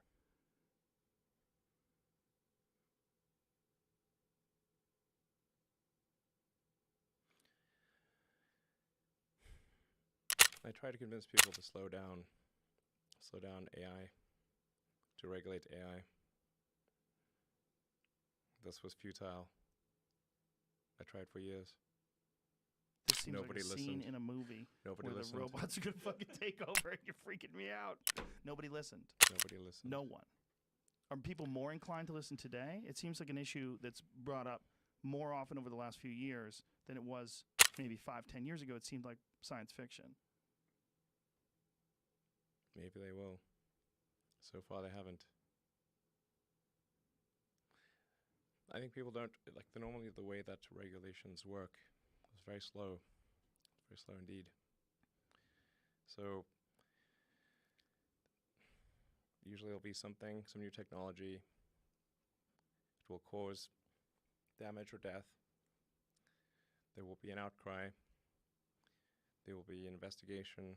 Years will pass. There will be some sort of insight committee. There will be rulemaking.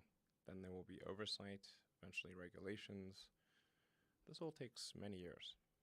This is the normal course of things. If you look at, say, automotive regulations, how long did it take for seatbelts to be implemented, to be required?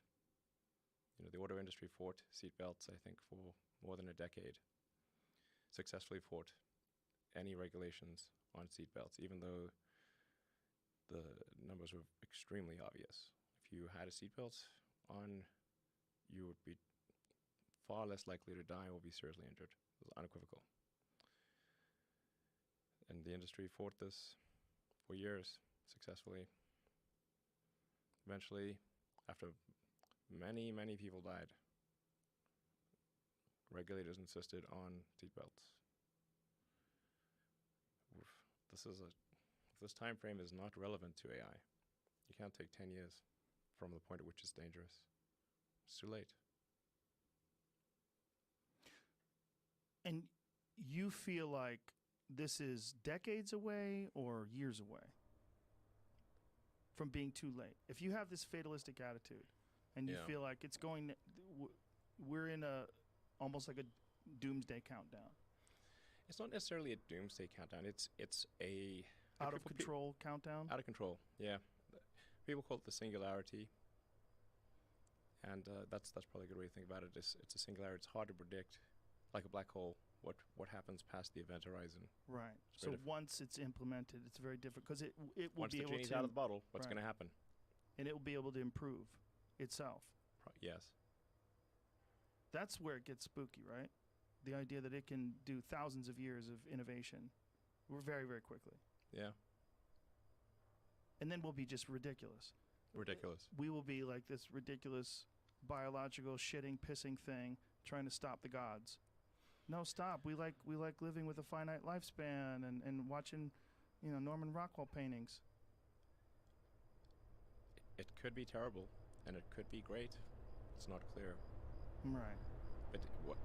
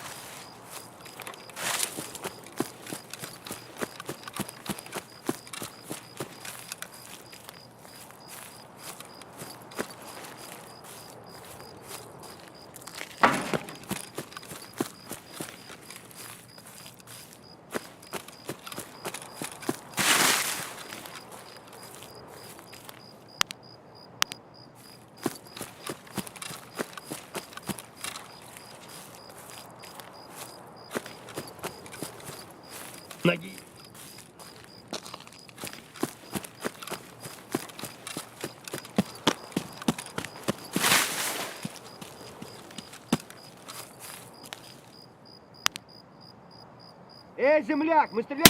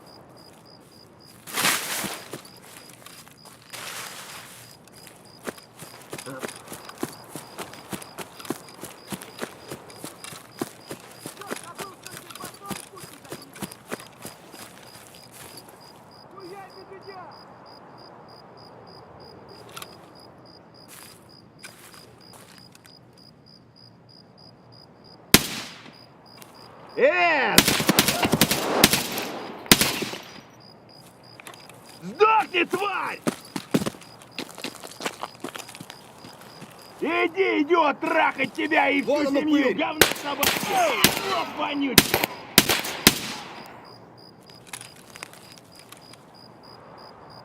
Анонист чертов!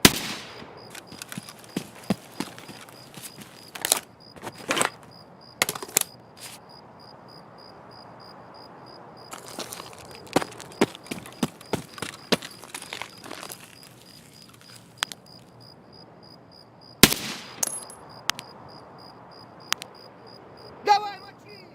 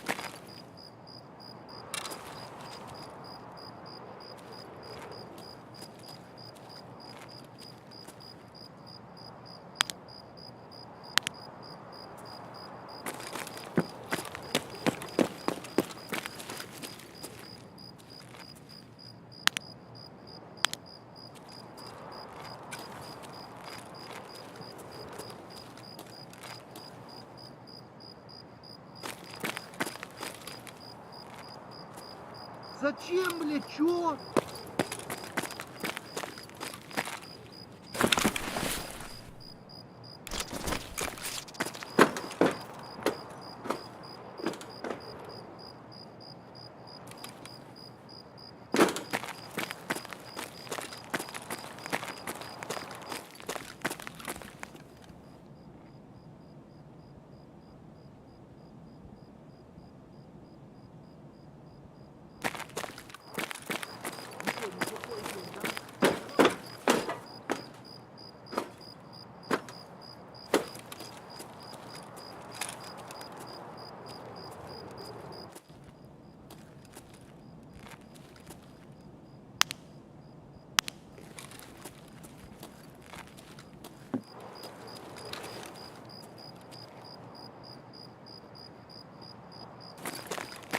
Ебашки, паника!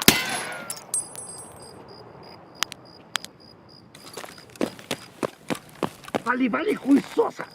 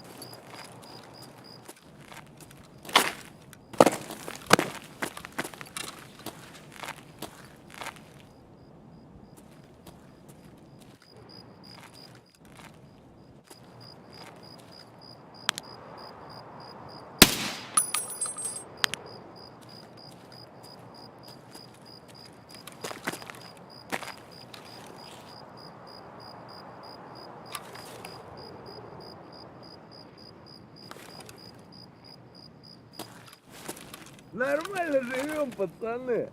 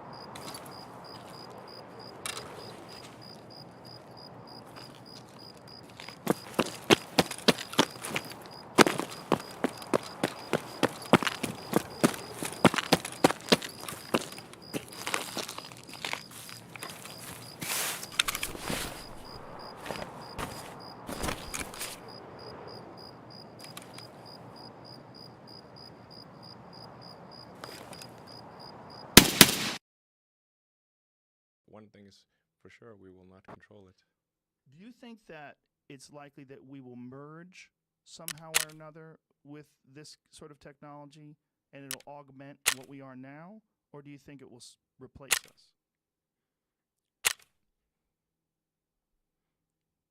Well, that's the scenario. The merge scenario with AI is the one that seems like probably the best. Like For us. Yes. Like if you can't beat it, join it. That's Yeah. you know. So from an existential standpoint, like the purpose of Neuralink is to create a high bandwidth interface to the brain such that we can be symbiotic with AI. Because we have a bandwidth problem. You just can't communicate through your fingers, it's too slow. And where's Neuralink at right now? I think we'll have something interesting to announce in a few months. That's at least an order of magnitude better than anything else. Better than probably anyone thinks is possible. How much can you talk about that right now? I don't want to jump the gun on that. But what's like the ultimate? What's the idea behind it? Like, what are you trying to accomplish with it? Like, what would you like? Best case scenario. I think best case scenario we effectively merge with AI, where AI serves as a tertiary cognition layer, where we've got the limbic system, essentially. We've got the cortex. So you're currently in a symbiotic relationship. Your cortex is in a symbiotic relationship, and generally people like their cortex and they like their limbic system. I haven't met anyone who wants to delete their limbic system or delete their cortex. Everybody seems to like both.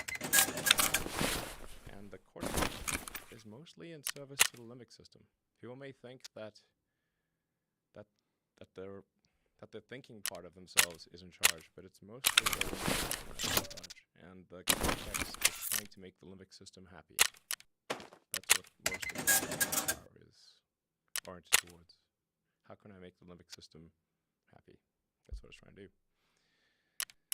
Now, if we can do the third layer, which is the AI extension of yourself, that is also symbiotic.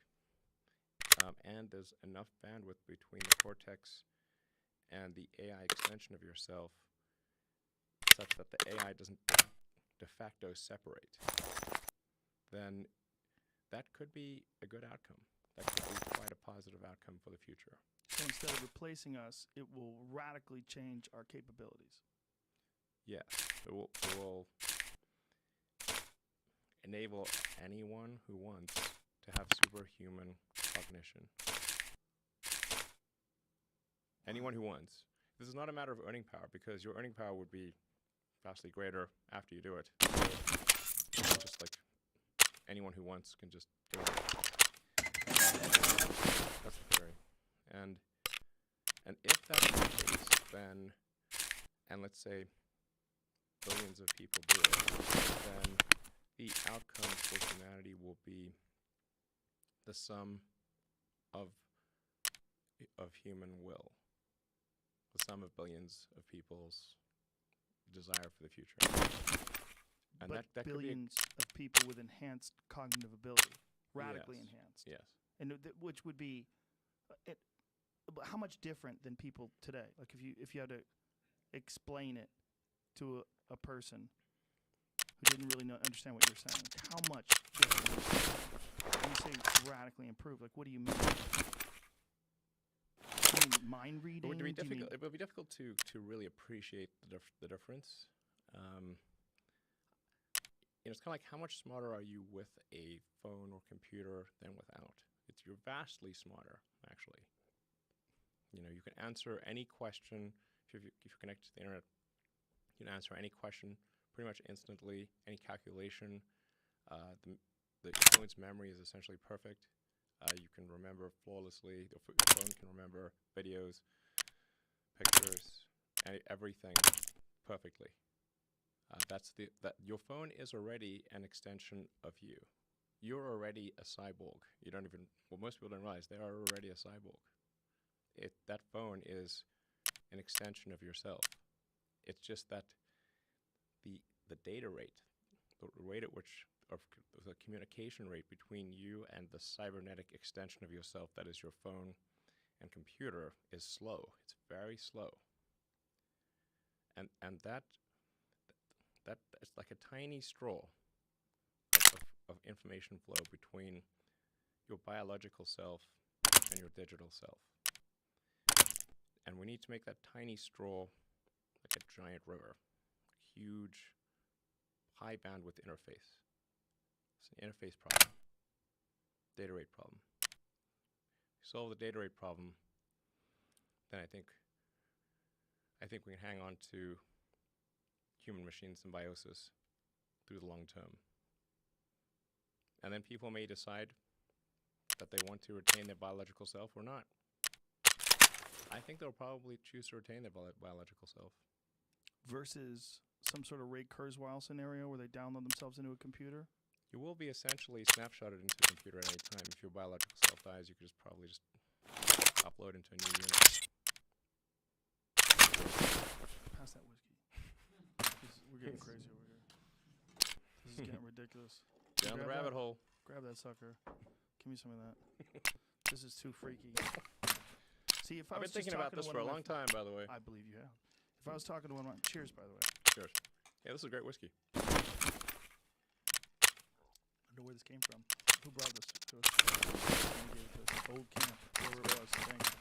Yeah, it is good. This is just inevitable. Again, going back to your when you decided to have this fatalistic viewpoint. So you tried to warn people. You talked about this pretty extensively. I've read several interviews where you talked about this, and then you just sort of just said, "Okay, it just is.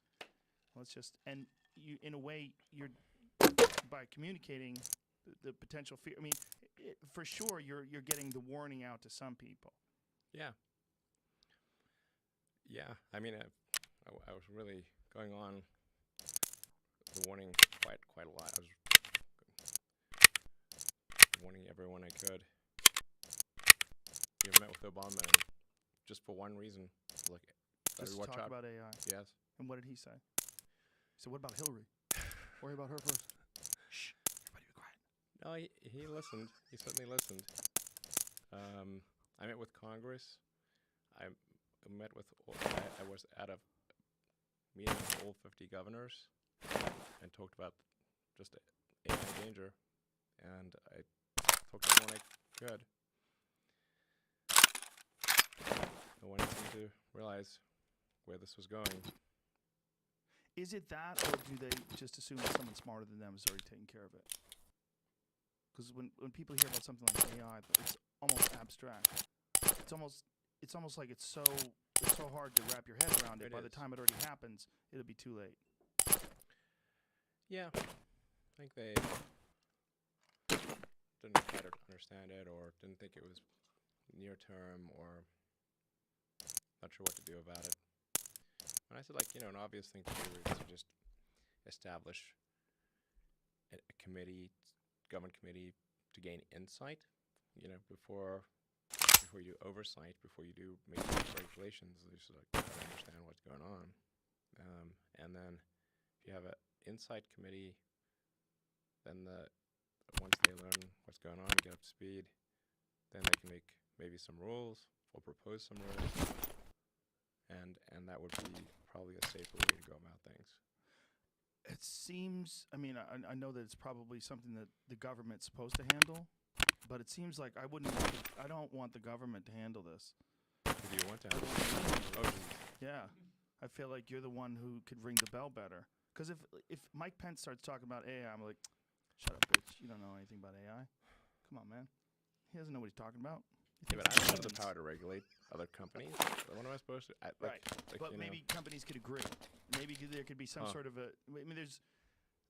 we have agreements where you're not supposed to dump toxic waste into the ocean. You're not supposed to do certain things that could be terribly damaging, even though they'd be profitable. Maybe this is one of those things. Maybe we should realize that you can't hit the switch on something that's going to be able to think for itself and make up its own mind as to whether or not it wants to survive or not, and whether or not it thinks you're a threat. And whether or not it thinks you're useless. Like, why do I keep this dumb finite life form alive. Why keep this thing around? It's just stupid. It just keeps polluting everything, shitting everywhere it goes, lighting everything on fire and shooting each other. Why would I keep this stupid thing alive? Because sometimes it makes good music, you know. Sometimes it makes great movies. Sometimes it makes beautiful art, and sometimes it, you know, sometimes it's cool to hang out with. Yes, all those reasons. Yeah, for us, those are great reasons. Yes. But for anything objective, standing outside, like, oh, this is definitely a flawed system. This is like if you go to the jungle and you watch these chimps engage in warfare and beat each other over Chimps the are head with mean. sticks. They're fucking real They're mean. freaking mean. They're real mean. I saw that movie Chimpanzee. I thought it was gonna be like some Disney thing. I was like, holy cow! What movie is that? It's literally called Chimpanzee. Is it a documentary? Yeah, it's kind of like, damn, these chimps are mean. They're mean. Yeah, they're cruel. Yeah, they're calculated. Yeah. Yeah. They sneak up on each other and. Like I didn't realize chimps did calculated cruelty. Mm-hmm. Yeah. It's pretty. I left that meeting kind of thinking, whoa, this is dark. Right. Well, we know better because we've advanced. But if we hadn't, we'd be like, man, I don't want to fucking live in a house. I like the chimp ways, bro. Chimp ways to go. This is it, man. Chimp life. It's the only Chimp life. It's the only life I know. But we, in a way, to the AI, might be like those chimps. We're like, these stupid fucks launching missiles out of drones and shooting each other underwater. Like, we're crazy. Torpedoes and submarines and fucking airplanes that drop nuclear bombs indiscriminately on cities. We're assholes. Yeah. They might go, why are they doing this? It might like look at our politics, look at what we do in terms of our food system, what kind of food we force down each other's throats. They might go, these people are crazy. They don't even look out for themselves. I don't know. I mean, how much do we think about chimps? Not much. Very little. It's like, and true. these chimps are at war. They Right. these like little, it's like groups of chimps just attack each other and they kill each other. And they torture each other. It's pretty bad. They hunt monkeys. But like this is probably the most that, you know. I mean, when's the last time you talked about chimps? Like, Me? Yeah. All the time. You do? Talking to the okay, wrong well, guy. unfortunately, This fucking yeah. podcast, dude. I It's talk about chimps Chimp every City? other episode. Okay. People are laughing right now.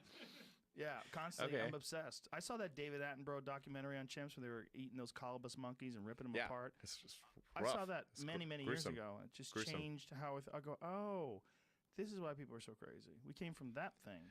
Yeah, exactly. Yeah. I mean, there's a the cousin of that bonobos. thing. Yeah. They got a like better philosophy. Yeah, they're like swingers. Yeah. Yeah, they really are. They seem to be way more, even than us, way more civilized. They just seem to resolve everything with sex. Yeah. The only rules they have is the mom won't bang the son. That's it. Okay. That's it. Mom won't bang her sons. They're good women. Yeah. Good women in the bonobo community. Everybody else just banging it out. Yeah.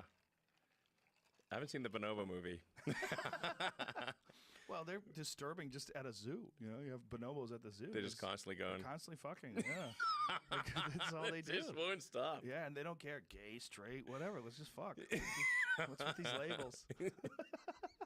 I haven't seen bonobos at a zoo. It's probably like I don't think I not have in the, either. not in the PG section. Yeah, I don't think they have them at many zoos. We've looked that up before, Yeah, too, it's didn't we? probably pretty Yeah, awkward. I think that's the thing. I think they like to keep regular chimps at zoos because bonobos are just always jacking off and Yeah. fucking. What's that? They have in San Diego? San Diego's has got some, yeah. Really interesting. Probably Okay. separate them.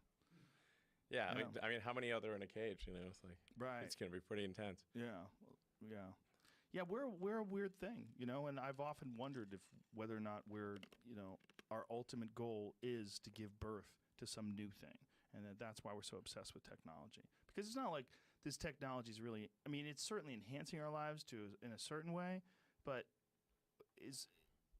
ultimately, is it making people happier right now? Most technology, I would say no. In fact, you and I were talking about social media before this, about just not having Instagram on your phone and not dealing, and you feel better.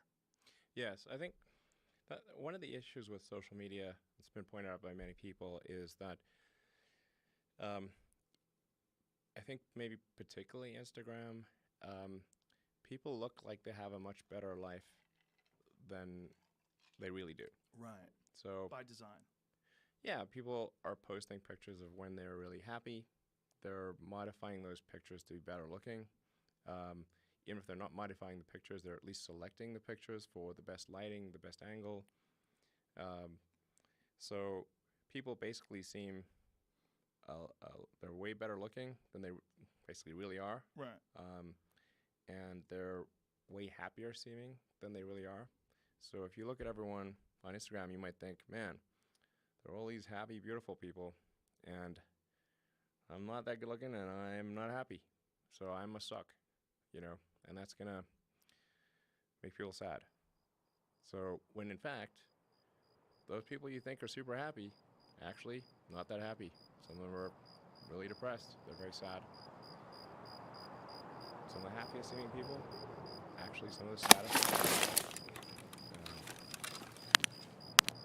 And nobody looks good all the time. No matter who you are. No.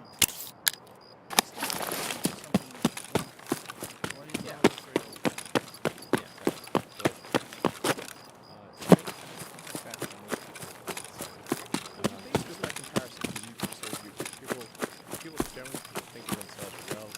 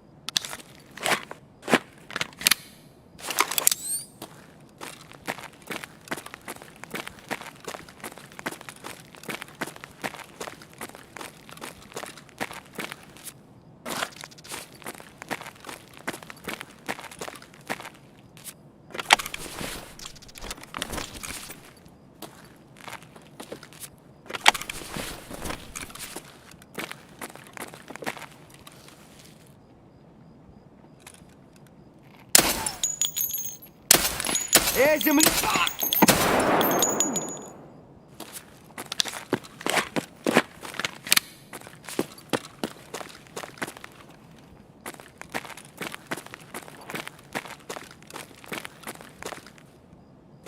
Маленькую...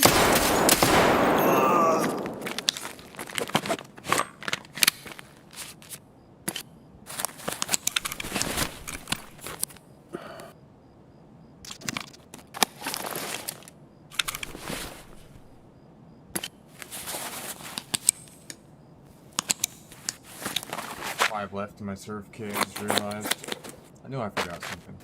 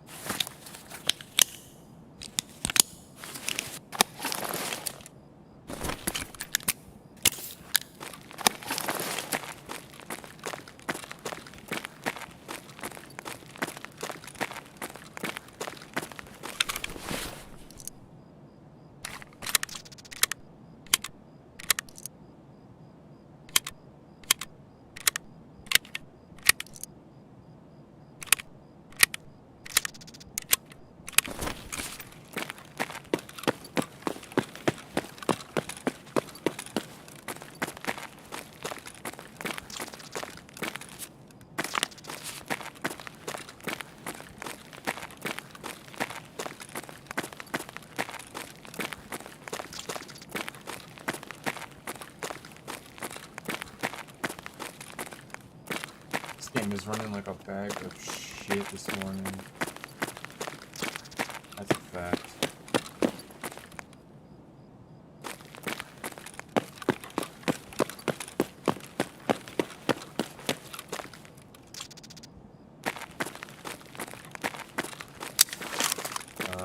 Okay, so that's why I couldn't shoot those out.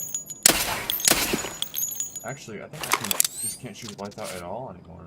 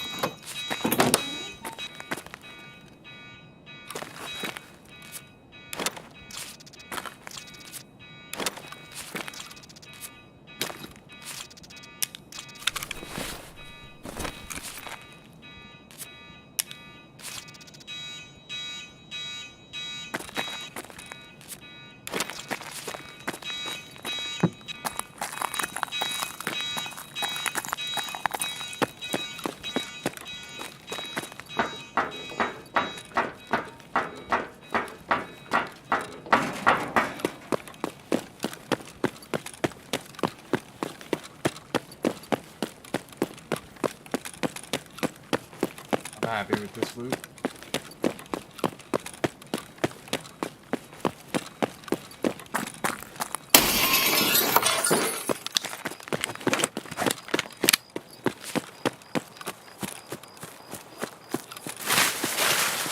stashes on the way out. The GPU, Hypers, military cable, bunch of other stuff.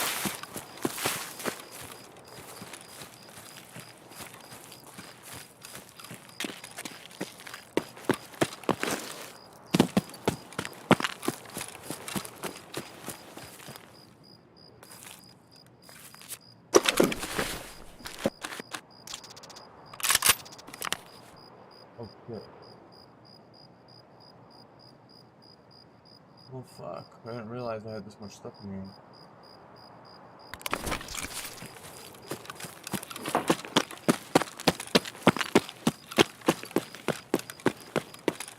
Хуярь медведя!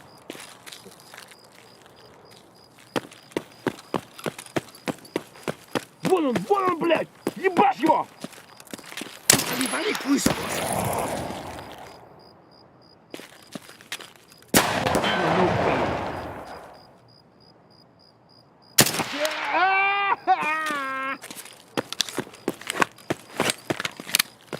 Is there a Vepra hunter on here?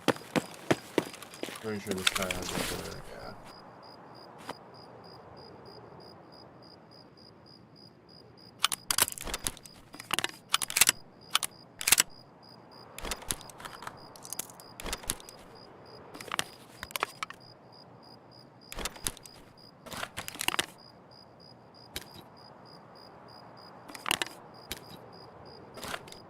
Not really. Give me this.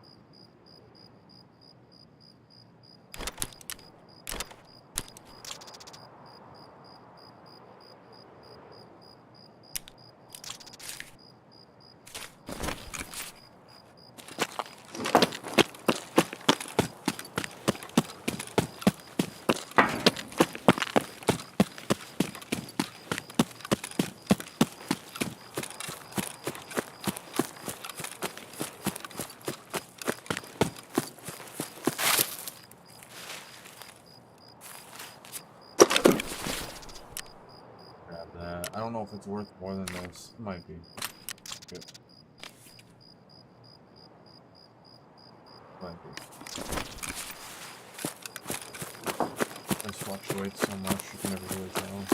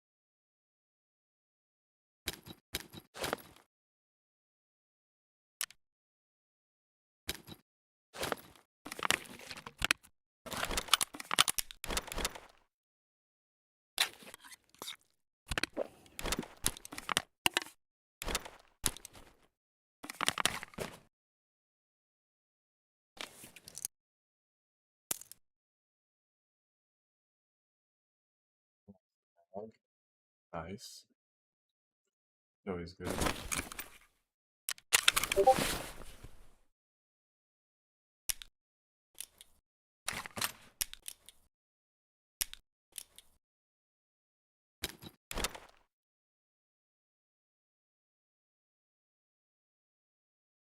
Yeah. I'm just bored. I was doing reserve runs with a thermal earlier.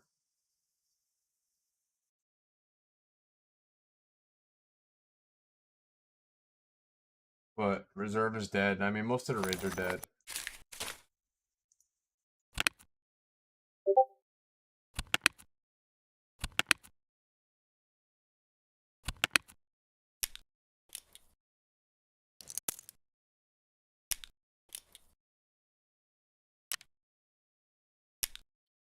Got enough time for like probably one more really quick.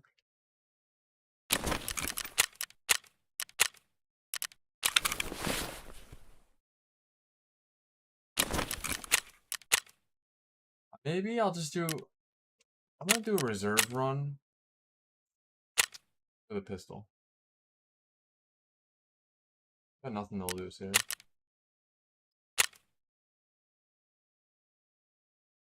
Not bad. I hit the marked rooms. They were shit. I killed the guards, took all their ammo and shit. I got a couple stacks of M62. There's not really. I didn't run into one PMC, and I did like 3 or 4 reserve runs in a row.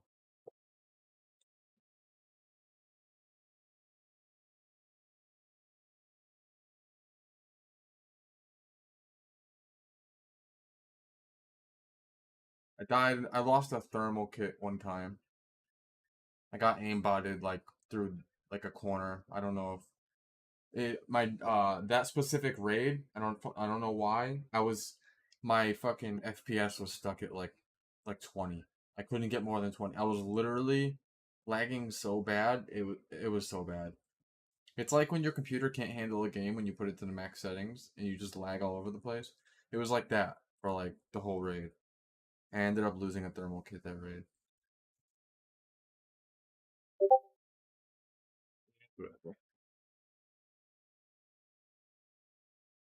The raids are so dead, I'm pretty sure I'm gonna get the shit back through insurance anyway.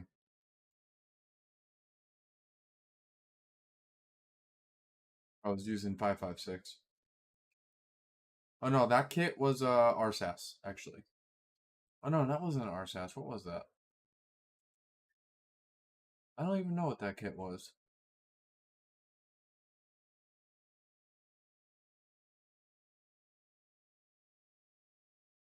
I have no idea.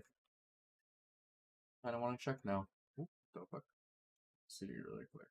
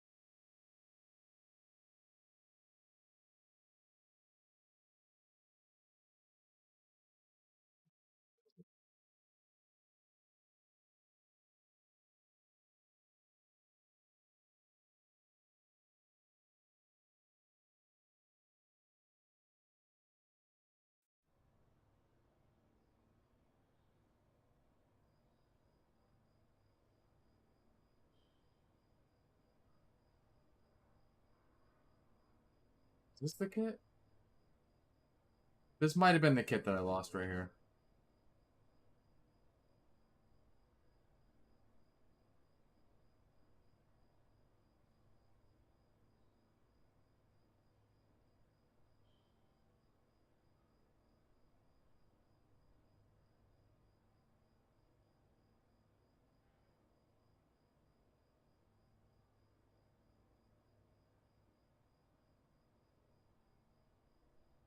Huh?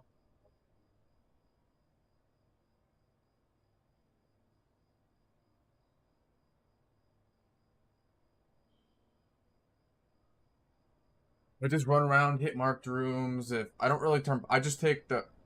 No, I didn't grab paracord, dude. I was gonna take the red rebel exit, but I kind of hooked myself on that one.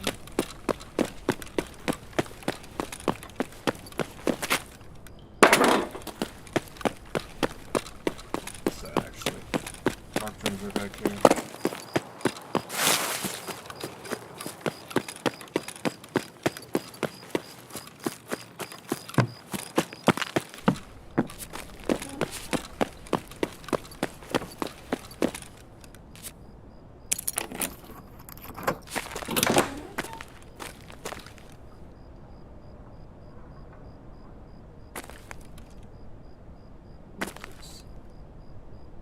Is that it? Just the bullets? There's gotta be something like right here. It's right here. Oh. Impact made. Okay.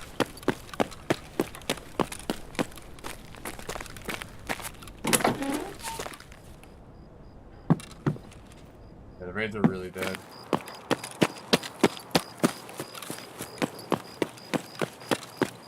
Kinda cool though. You can run around and just do whatever you want. I mean, I'm assuming there's gonna be more people now, because there was 3 people just right there before there was none.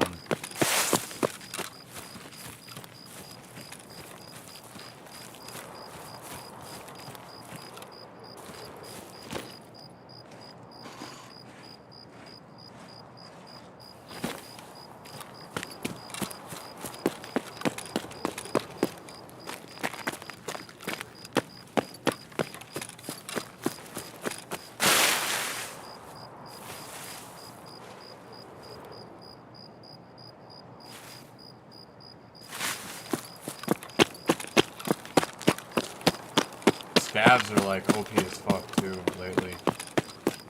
I know you haven't played in like a week, but dude, the scavs are insane. They're like aimbotting like full auto constant. Hello?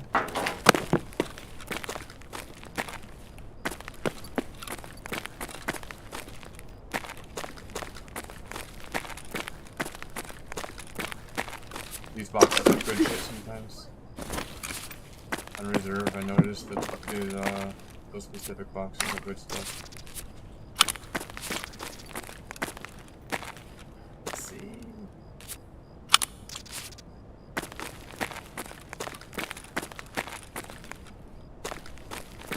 Alright, I'll get down. Wait, can I go out this side somehow? Like, can I jump over this? I can't. Okay, good enough.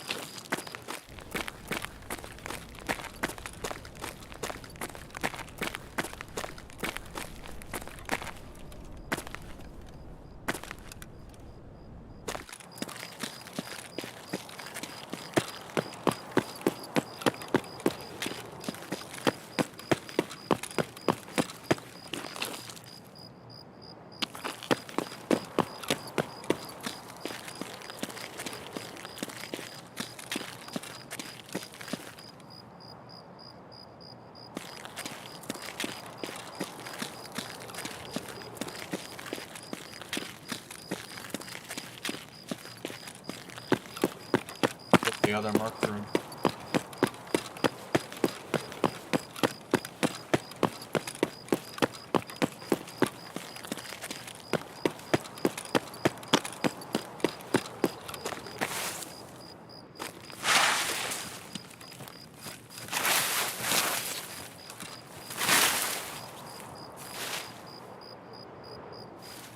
Gotta hope all the bosses and shit aren't in here.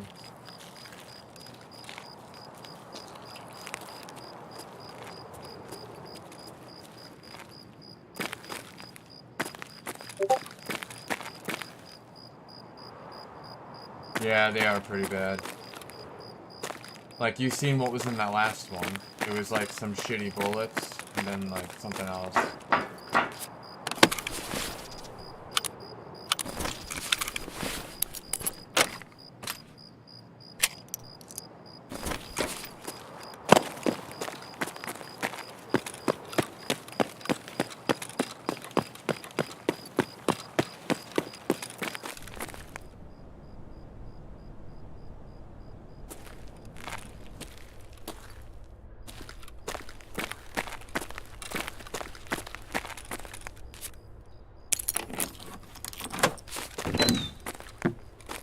Look at this shit.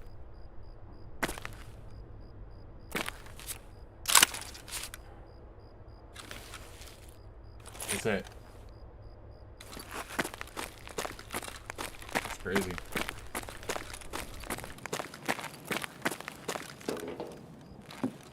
Yeah, I went up here like this. Went like this. ADS'd, and I leaned and got clapped instantly. By a guard or something. I don't know what killed me. It was some type of scav, obviously. Where else can I loot? I guess I can go that way. I mean, I need a paracord.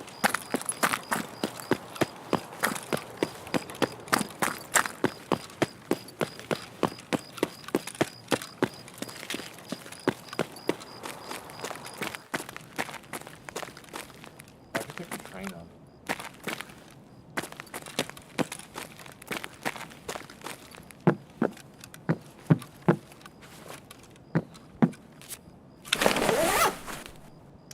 Come on, give me a paracord.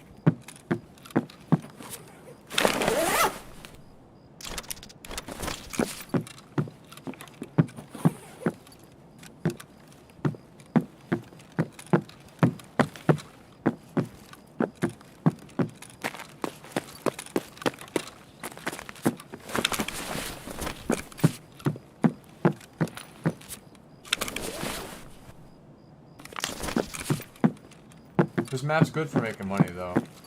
I didn't realize how good the loot actually was.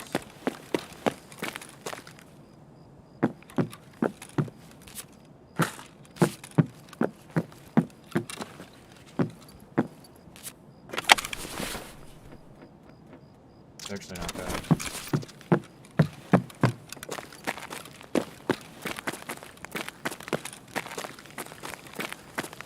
No!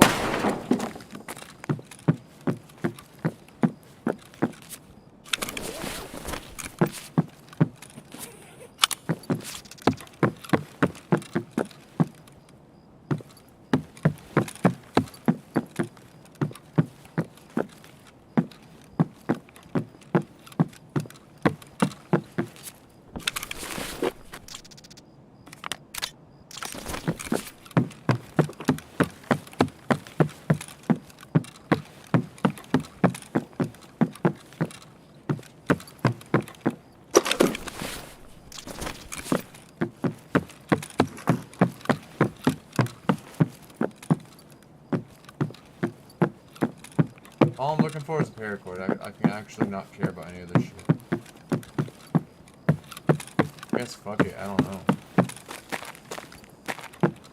Check this last room and then get out of here.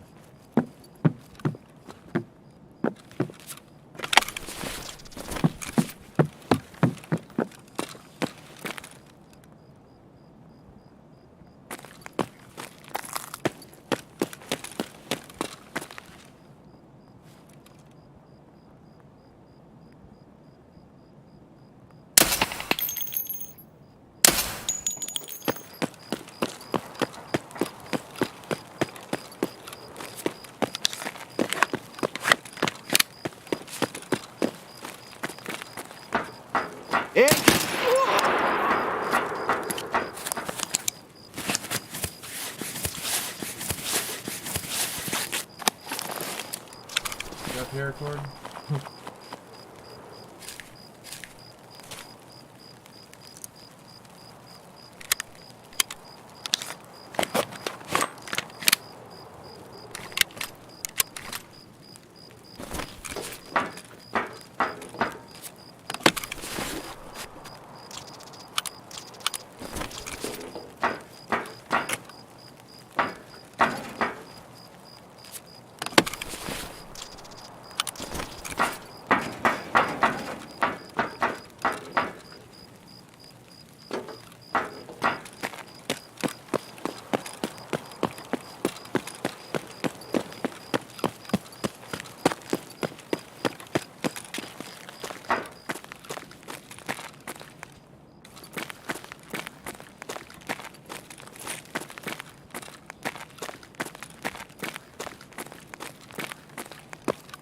you know what? There's a good building to loot over here. Hold on.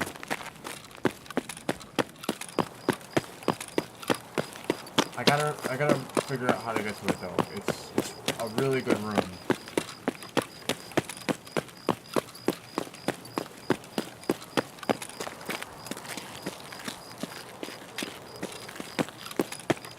I see where it is.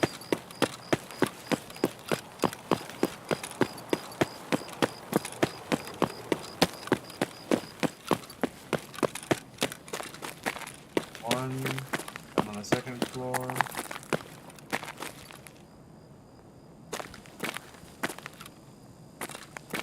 Just verify where I am. Okay, I gotta go this way.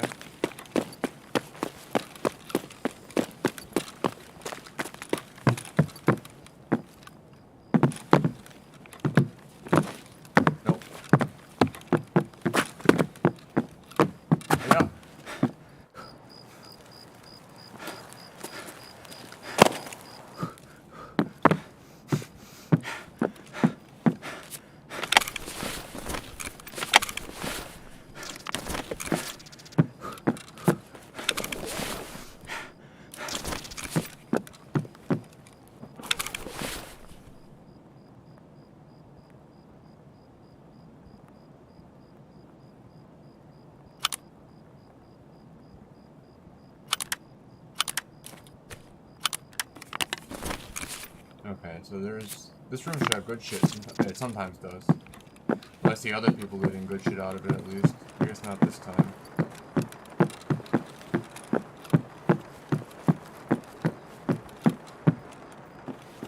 Well.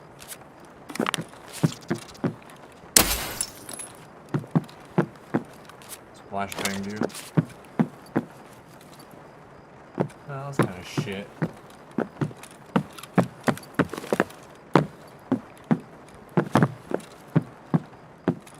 Get out that way.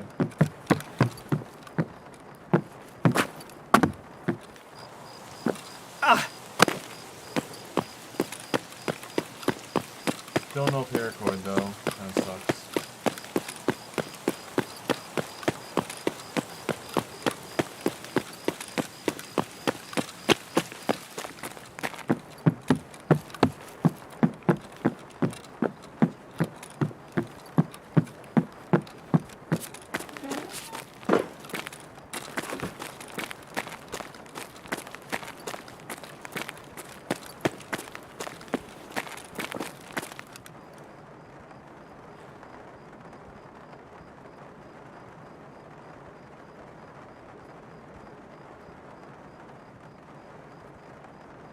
Don't.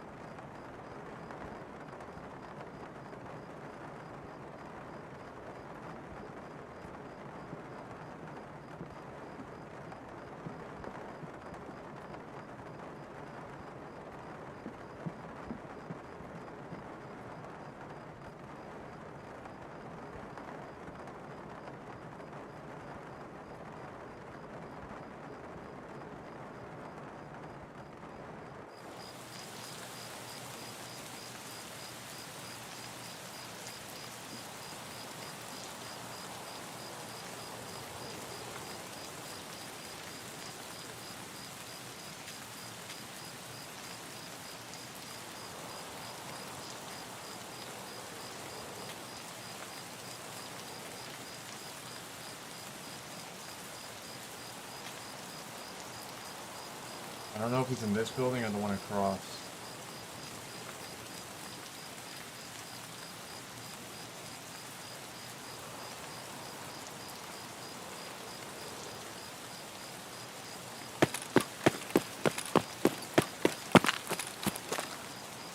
This building right here.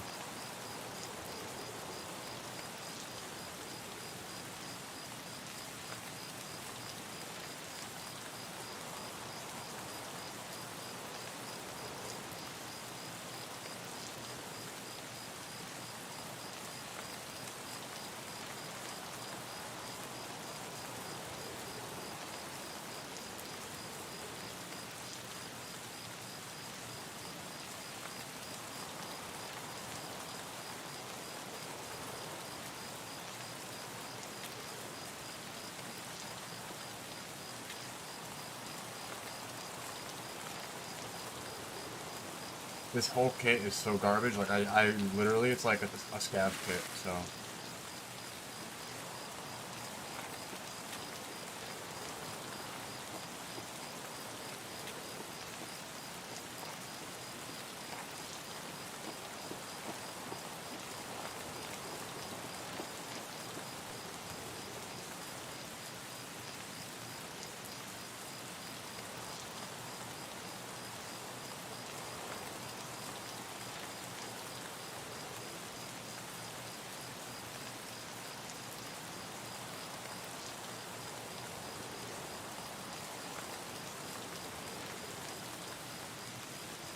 Oh, the shadow.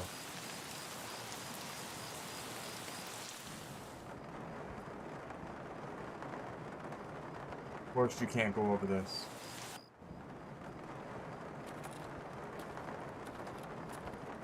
Oh my god, just let me in.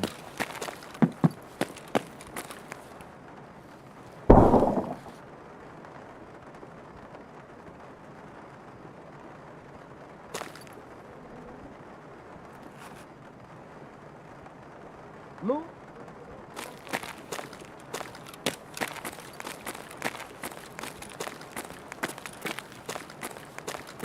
The fuck?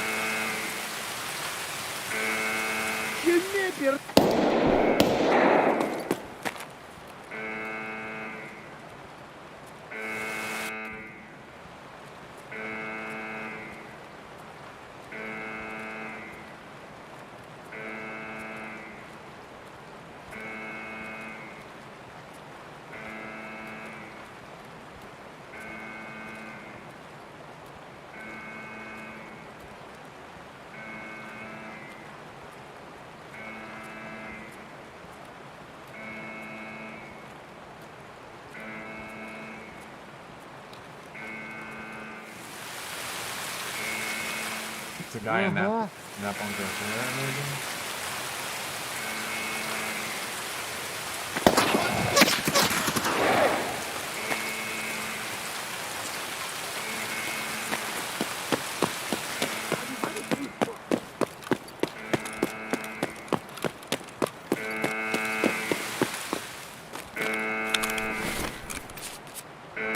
Gotta get to the train.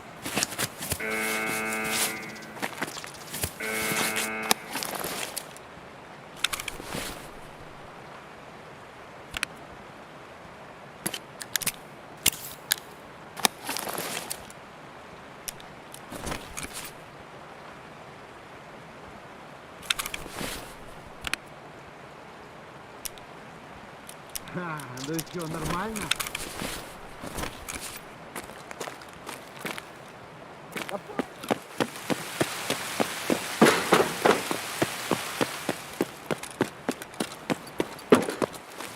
Ебать, парика!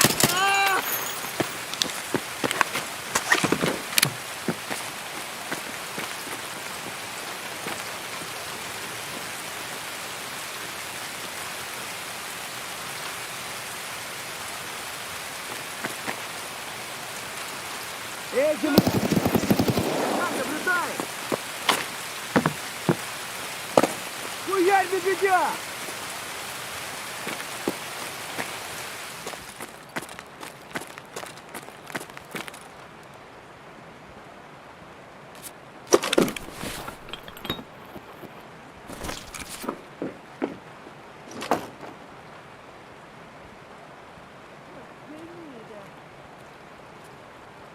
An arm still.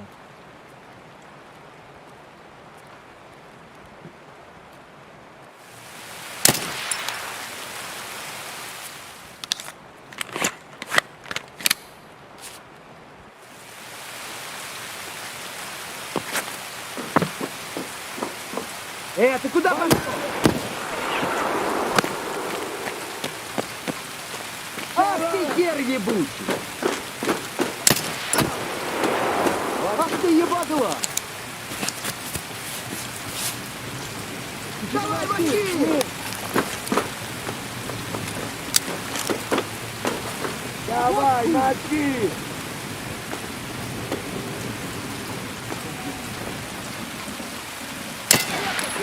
Валить! Ах ты что!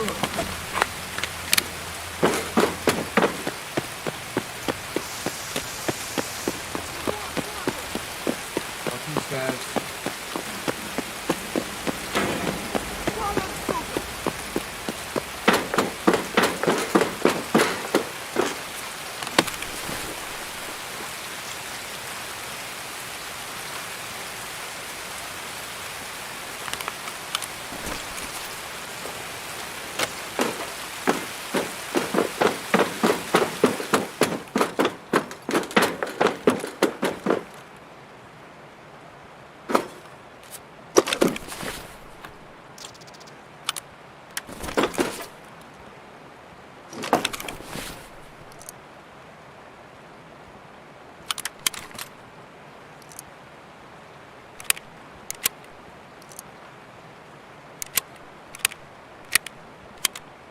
Longer.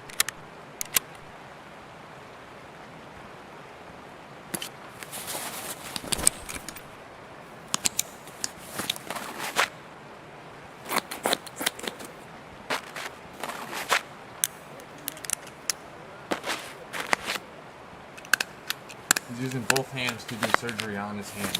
Пацаны, я на нуле, пиздец!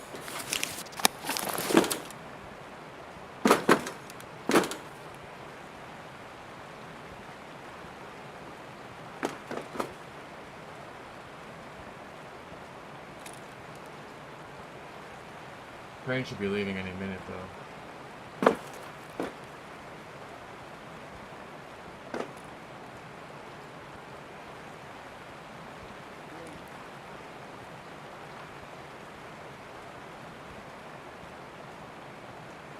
Bad, I guess. I got some stuff.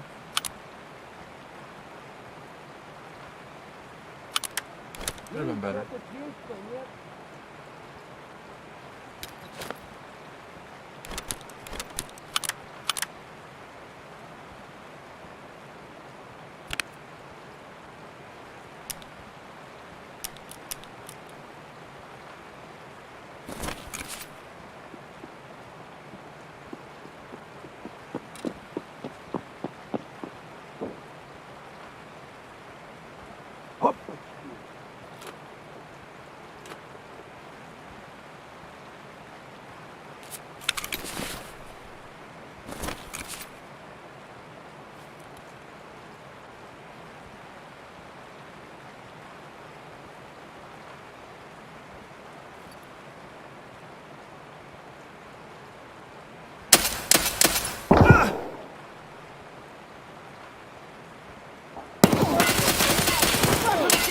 Сука!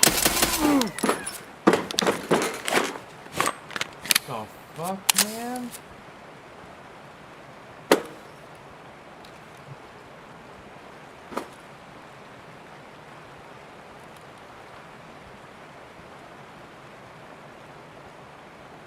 Wait, am I not in the exfil or something? Oh, there we go.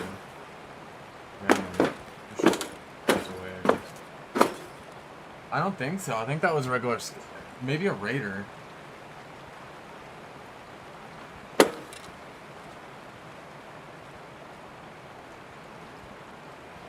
Yeah, it might have been a raider.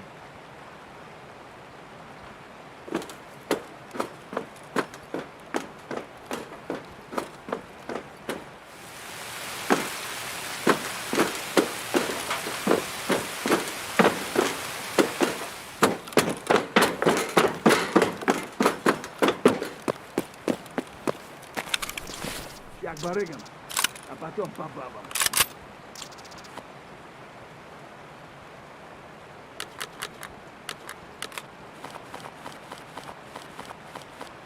On Insta search. Let's do some Insta searching.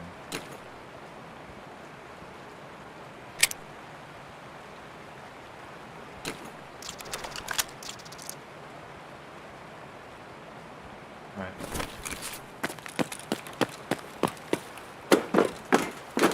It was a raider. Or some shit. I don't fucking know. To be 100% honest.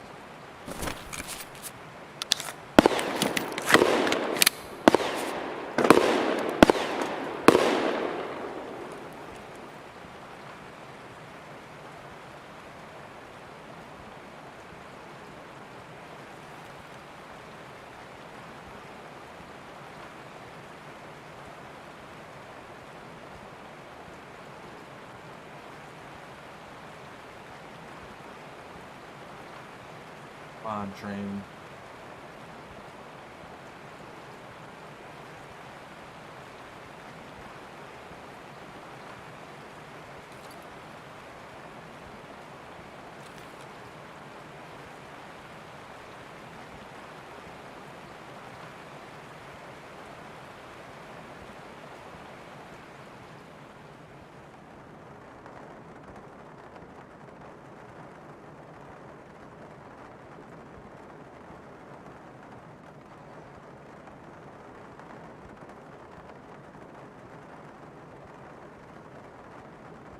I think it has like, I think the next beep is gonna exfil it.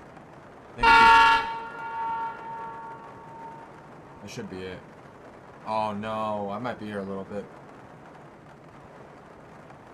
Because it didn't do the beep beep and then beep beep beep. I thought it, I don't know. I don't know what order it goes in. If it does 3, 2, 1 or 1, 2, 3.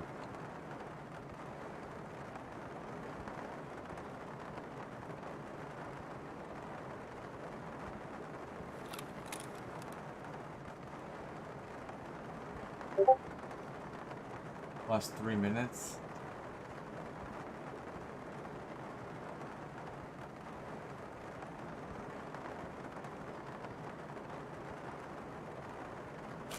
Who isn't even that crazy? I mean, some shit here. There's a few 100,000.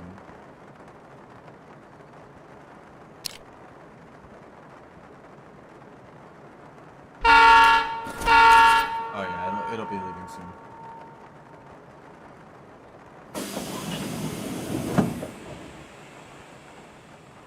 Nice. Yeah, I forgot pay recorder. I would have been out already.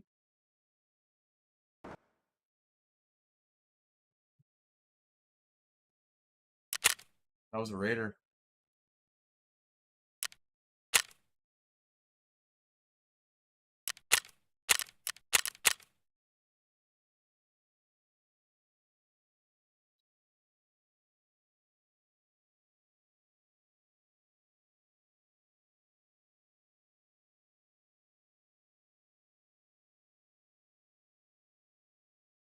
Yeah, it's already 10:30.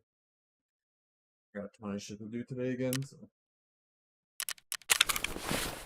Good fucking. Those were pretty cheap. Didn't these things used to be a lot more?